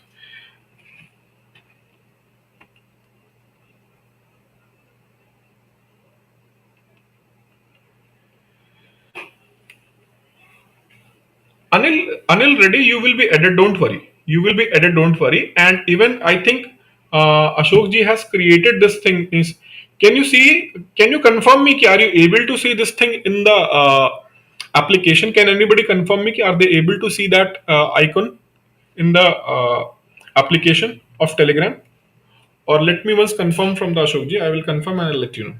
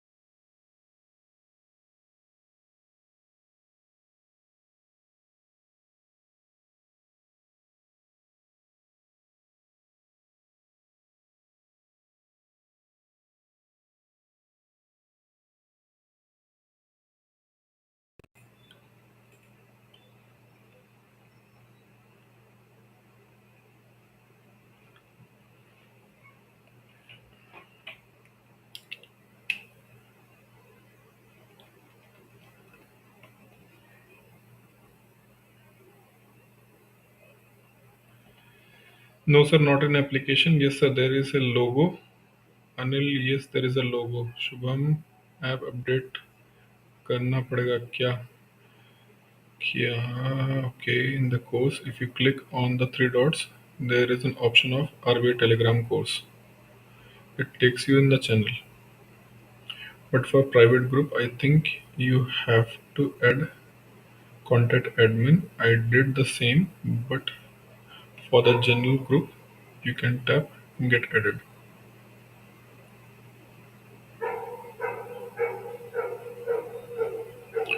No, no worries, no worries. Anil, don't worry, right? Don't worry. I will ask. You should just drop a WhatsApp message to Ashok ji. To admin, just drop a WhatsApp message. I will ask him. He will add you. Don't worry. Okay. Now, please focus on the question. Kindly focus on the question. I told you yesterday, whenever there is a question, you should first read the question properly. Here, the question is saying that the inequality of income. Inequality of a income is a global phenomena. Inequality of a income is a global phenomena, right? And I told you after reading the question, what you have to do: read the question two to three times, underline the key points. What is the meaning of global phenomena? Means the thing which exists everywhere. So in this question, quietly they have only two keywords, that is inequality of income and the global phenomena, and they are just asking to discuss. Right. But any discussion should be a meaningful discussion. Any discussion should be a meaningful discussion. Okay. Means means you should understand this thing. Any discussion should be the meaningful discussion. And why I'm saying that, they are discussing about a problem. They are discussing about a they want a discussion on a problem. And whenever we have to discuss a problem, then you must suggest then you must suggest solution. You must suggest solution in concluding remark. You must suggest the solution in the concluding remark. Right. So now it is little bit easier to frame or to structure your answer. I told you the third step. The first step, read the question, underline the key points, break the key points is the second step. And the third step, you have to structure of answer. And I told you any structure have 3 points. One is what? One is intro part, second is body part, third is conclusion. Now it's quite clear here. In conclusion, we have to provide how to address this issue of what are the possibilities to address this issue of inequality of the income. This is what we have to write. Just give me a second. Ashok is calling. Just give me a second. Hello.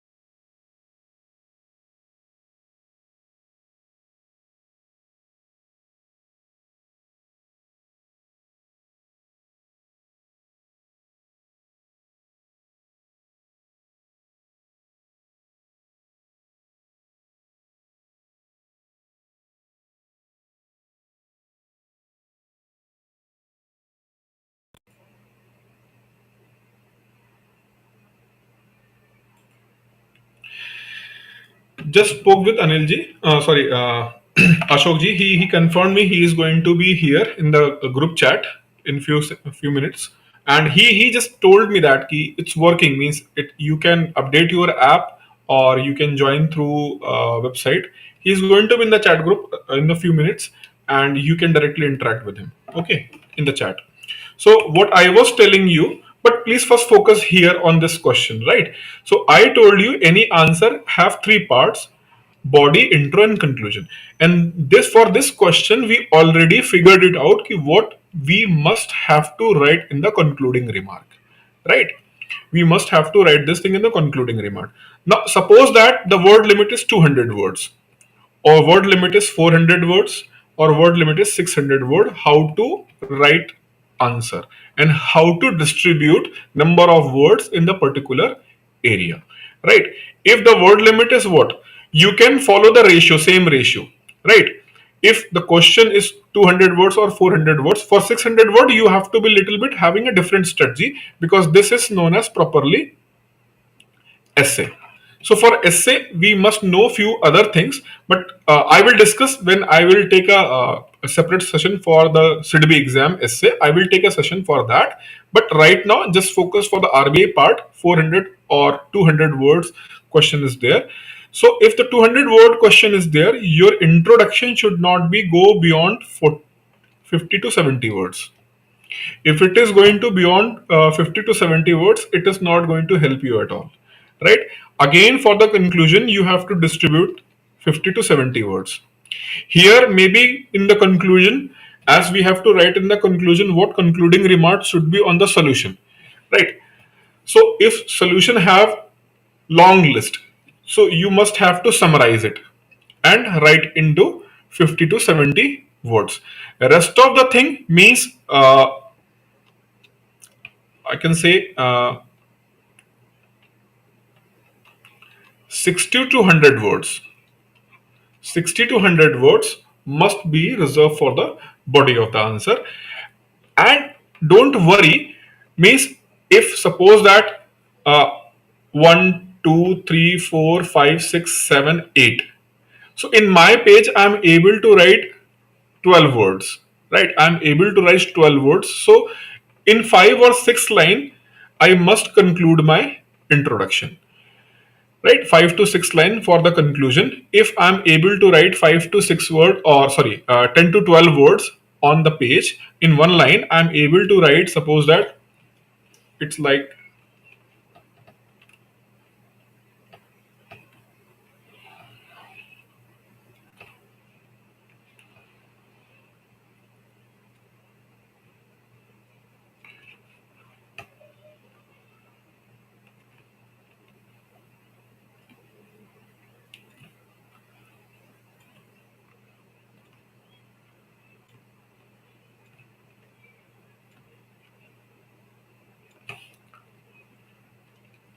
okay. So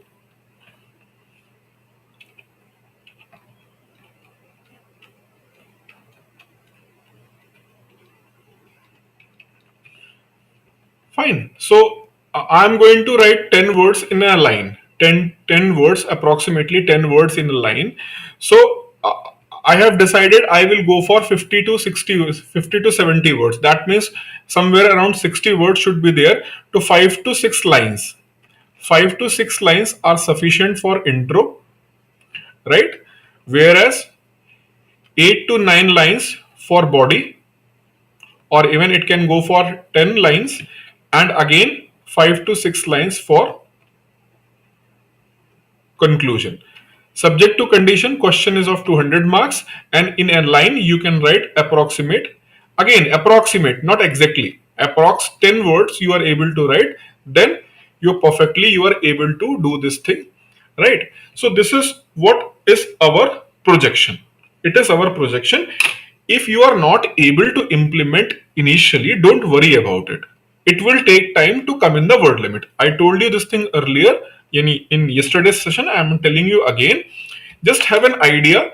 If there is a 200 question, means 200 words question, I have to write 4 to 5 lines for the introduction, 8 to 10 lines for the body, and again 5 to 6 lines for the conclusion part. So this is an optimum for a question which is what? Which is of 200 words, right? Which is of 200 words. And if it is a question of 600 words, if it is a question of 600 word, then the number of words are going to increase here and here. Here, introduction, you should not go beyond 70, 62. You should not go beyond 62. You should not go beyond to 60 to 80 words. Even it is a question of what? If it is a question of 400 words, you should not go beyond 60 to 80 words and prefer to write in two paras. 80 words should be written in two para. 50 to 60 words can be write in one paragraph introduction. But if the 400 words question, your introduction should come in the two paragraph. Right? Just given a structure. Okay, just given a structure. So rest of the part should be distributed here. Means if the word limit is going to increase from 200 words to 400 words, the gain should be given, means the weightage should be given for more number of words. The extended words should be given to body and conclusion. Maximum you are going to invest here in the body part. Conclusion again 70 to 100 words. 70 to 100 words can be used for writing and conclusion, means 2 to 3 paragraph you can write the concluding part, and the intro part 50 to 70 to maximum 80. Conclusion 50 to 70, or if it is 400 words question, then it should be 70 to 100 words that should be given for the conclusion part, right? So in this way we do the distribution for writing an answer if it is 200 words or 400 words, or even if it is a 300 word, accordingly we will do the distribution. Fine. So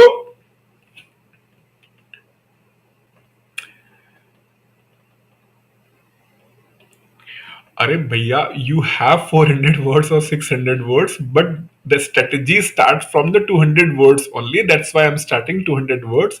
So if you are able to do that thing 200 words, you can write in the 400 words also. So either you have to start with this 600 words. If you want to improve your answer writing, either you should start with the essay kind of the thing, or you should start with, for civil services aspirant, I always tell them 150 to 200 words should be the optimum if you want to develop your answer writing skill. Later on, once you are able to develop, then you can shift and do can the same thing. See, the same question you can write in 100 words, 200 words, 400 words, 600 words, and even 800 and 1000 words. If you know, if you have a skill, you can even write in 1000 words also, because same material is also eligible for even UPSC, means essay paper, right? So it's not about that, it's about that to learning the skills. So to learn the skill, either you have to start from here or you have to start from here, like 600 words or 200 words. So that's why I prefer to give the 200 words, right?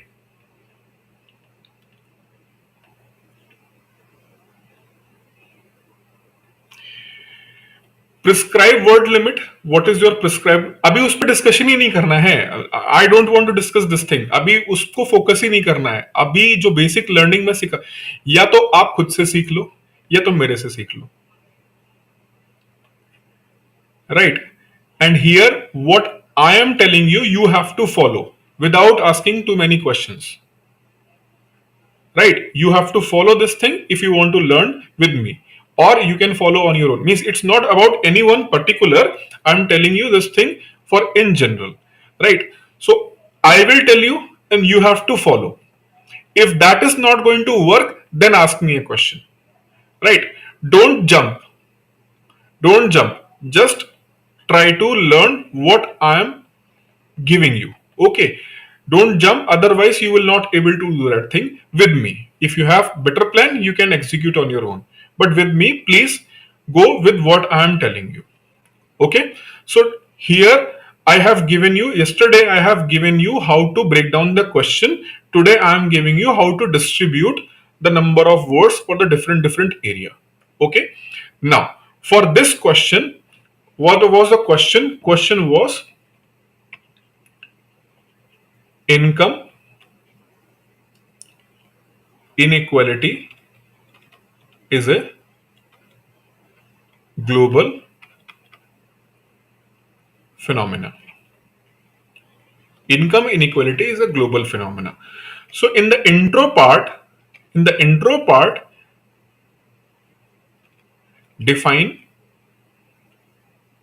income inequality. You have to define what is income inequality briefly. And other thing you have to write, other thing you have to write is what? Give example which shows it is a global phenomenon. In body part, you have to explain why there is income inequality and why it is difficult to minimize this. II means income inequality. Conclusion, way forward. What we should do. Way forward means what we should do. So while writing, you should not give this definition, intro. You should not put the definition, intro, body, conclusion. Don't do this thing. This is for the just reference. Answer should be written directly. You should not give the subheading kind of introduction, subheading, body subheading, then conclusion subheading. This is only just for the reference, right? So this is how I have structured my answer. In the intro part, I am going to define inequality. Second, I will also going to give an example which shows the global phenomena. Then again, I in the body part, I am going to give this why it is difficult to minimize it. And in conclusion, I am going to present why it is, uh, why, how we can eradicate it. Okay.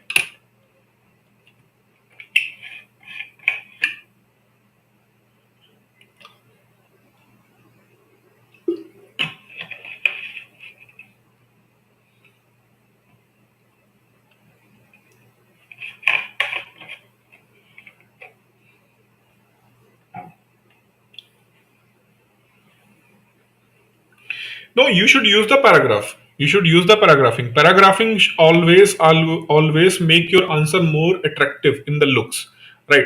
So writing in the paragraph, for example, here 1 to 2, here you can go for 3 to 4, but for 200 words, 2 to 3. 2 to 3 paragraph, not 3 to 4. For 200 words, try to write in 2 to 3 paragraph and conclusion in one paragraph. Maximum means if it is not coming here in one paragraph, then you can use the another paragraph, but generally conclusion is written in the one paragraph, right? And you can use the points. You can write in the points in the body part, but conclusion should be in the paragraph, intro should be in the paragraph. It always come in the paragraph, it should not come in the points form. Point number 1, point number 2, point number 3. This kind of the thing you should use only in the body of the answer, not in the intro, not in the conclusion. It's look terrible, right? Its answer not look very good.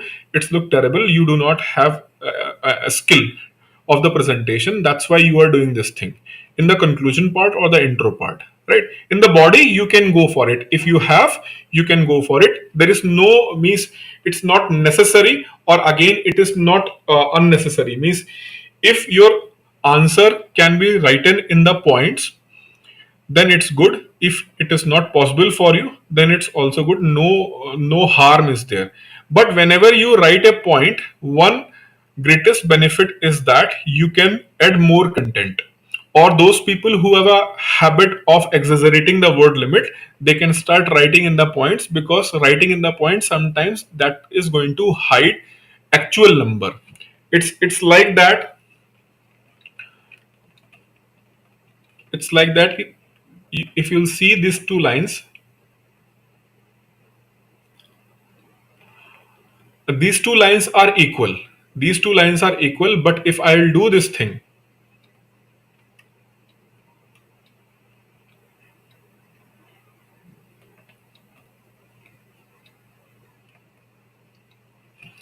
right, if I'll do this thing, the person who has not seen this process, he is going to have a illusion that this is bigger line than the line in the bottom, right? So this writing in the points is going to create an optical illusion कि word limit is, you are under the word limit. So that's why I recommend those students who are not able to write in the word limits, they should write the body part in the points, so that you can at least create some optical illusion to get rid of the negative thing of your answer which is exceeded the word limit. Okay.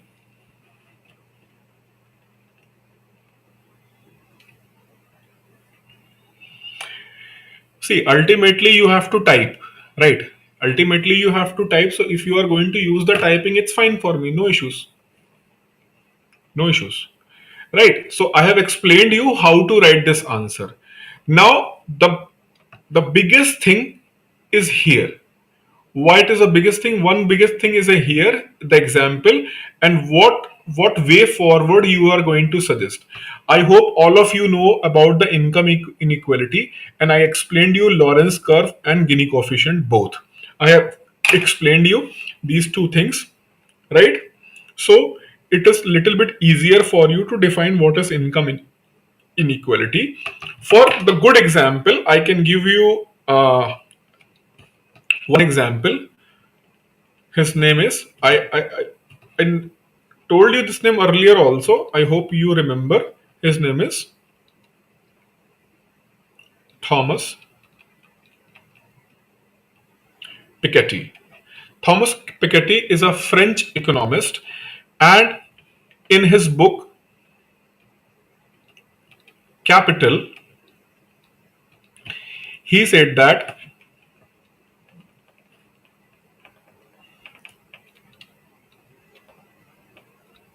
the rate of return of capital is much higher than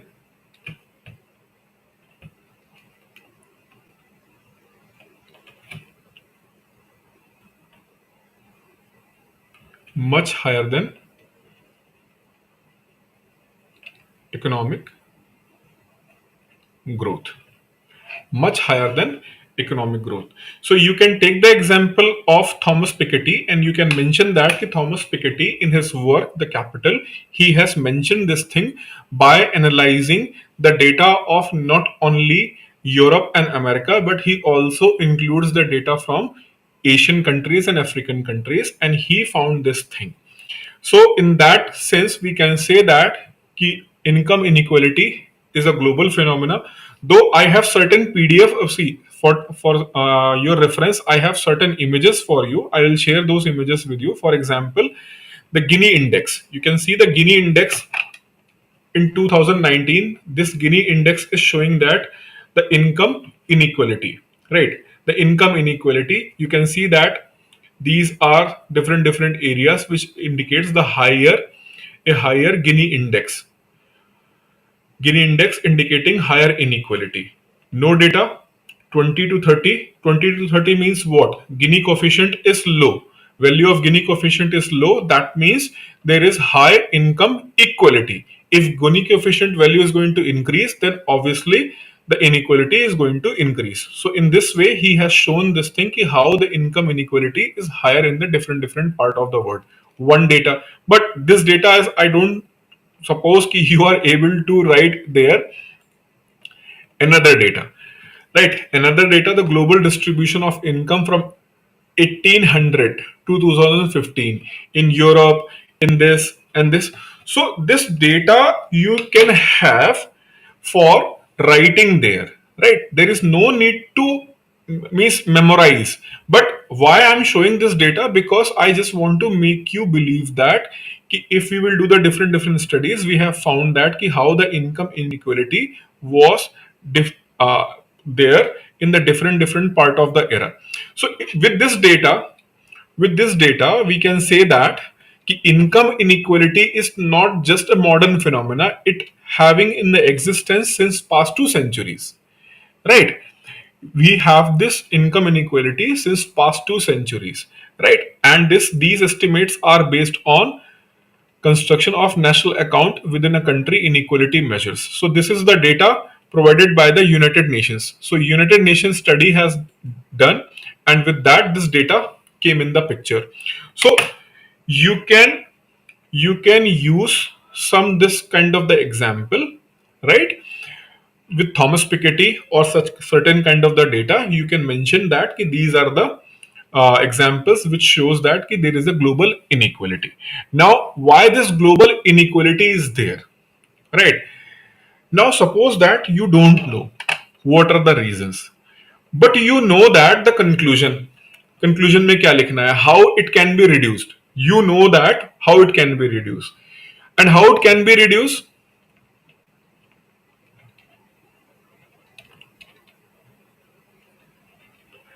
Rich people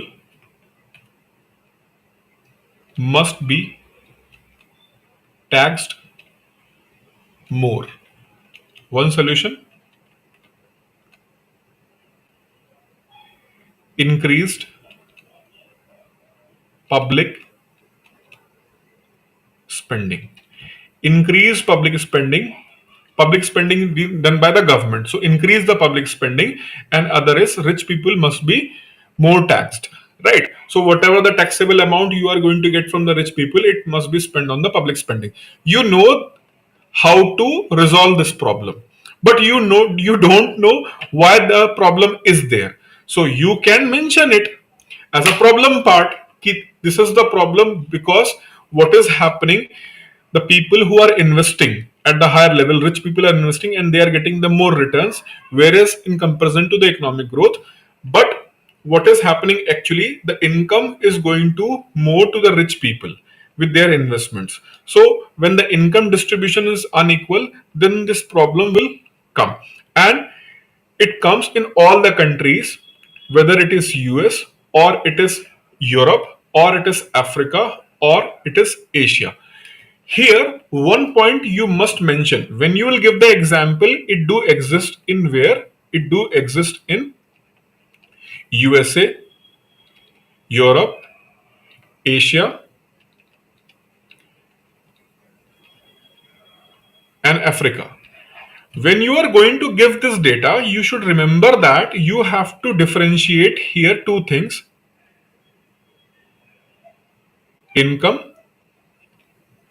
inequality and poverty. You have to mention in the body कि when we are talking about the income inequality, it is not exactly same as the poverty. Income inequality do exist everywhere, whether it is Japan, whether it is India, whether it is Europe or it is USA, it exists everywhere. But in African countries, in Asia, apart from the income inequality, there is a huge level of poverty also, where the people are even living the below poverty line. Whereas in the European countries, there is an income inequality, but there are only few people are living in the poverty. But it doesn't mean that if you are only few people are living under the poverty, rest of the people are above the poverty. It doesn't mean that the income distribution is equal. Income distribution is not equal there. Income distribution is not equal here also. So maybe some part of the world they are not in poverty, but still income inequality exists there also. This is what you have to end with the body. Then come to the conclusion part and mention that in order to address this issue, we can go for these kind of the solutions. Rich people must be taxed more, right? In terms of wealth, tax should be applied on them, and they must be taxed more in order to address more income inequality related issues. Whereas the same time, government must have to expend their public spending in order to provide more income distribution to the people who are suffering with this income inequality. So this is what you have to write in your answer.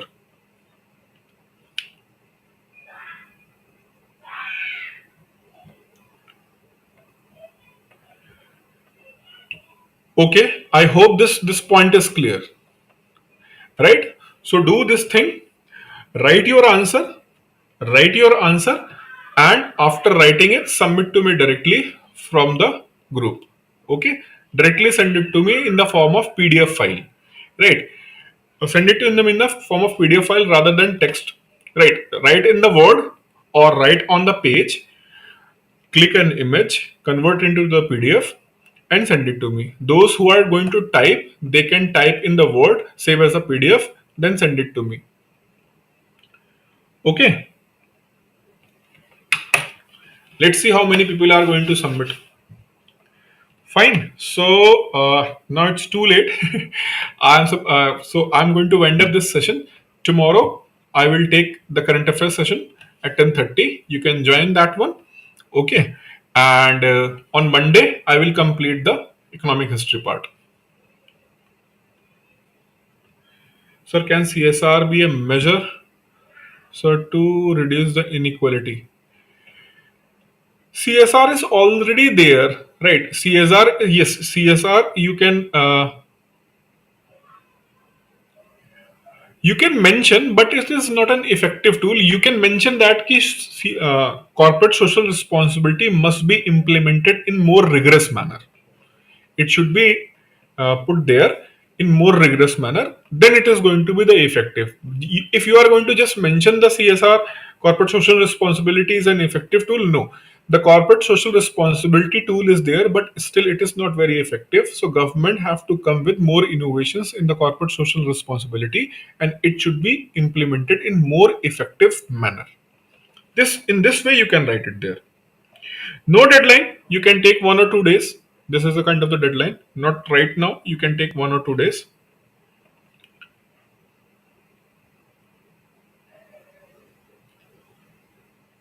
Okay.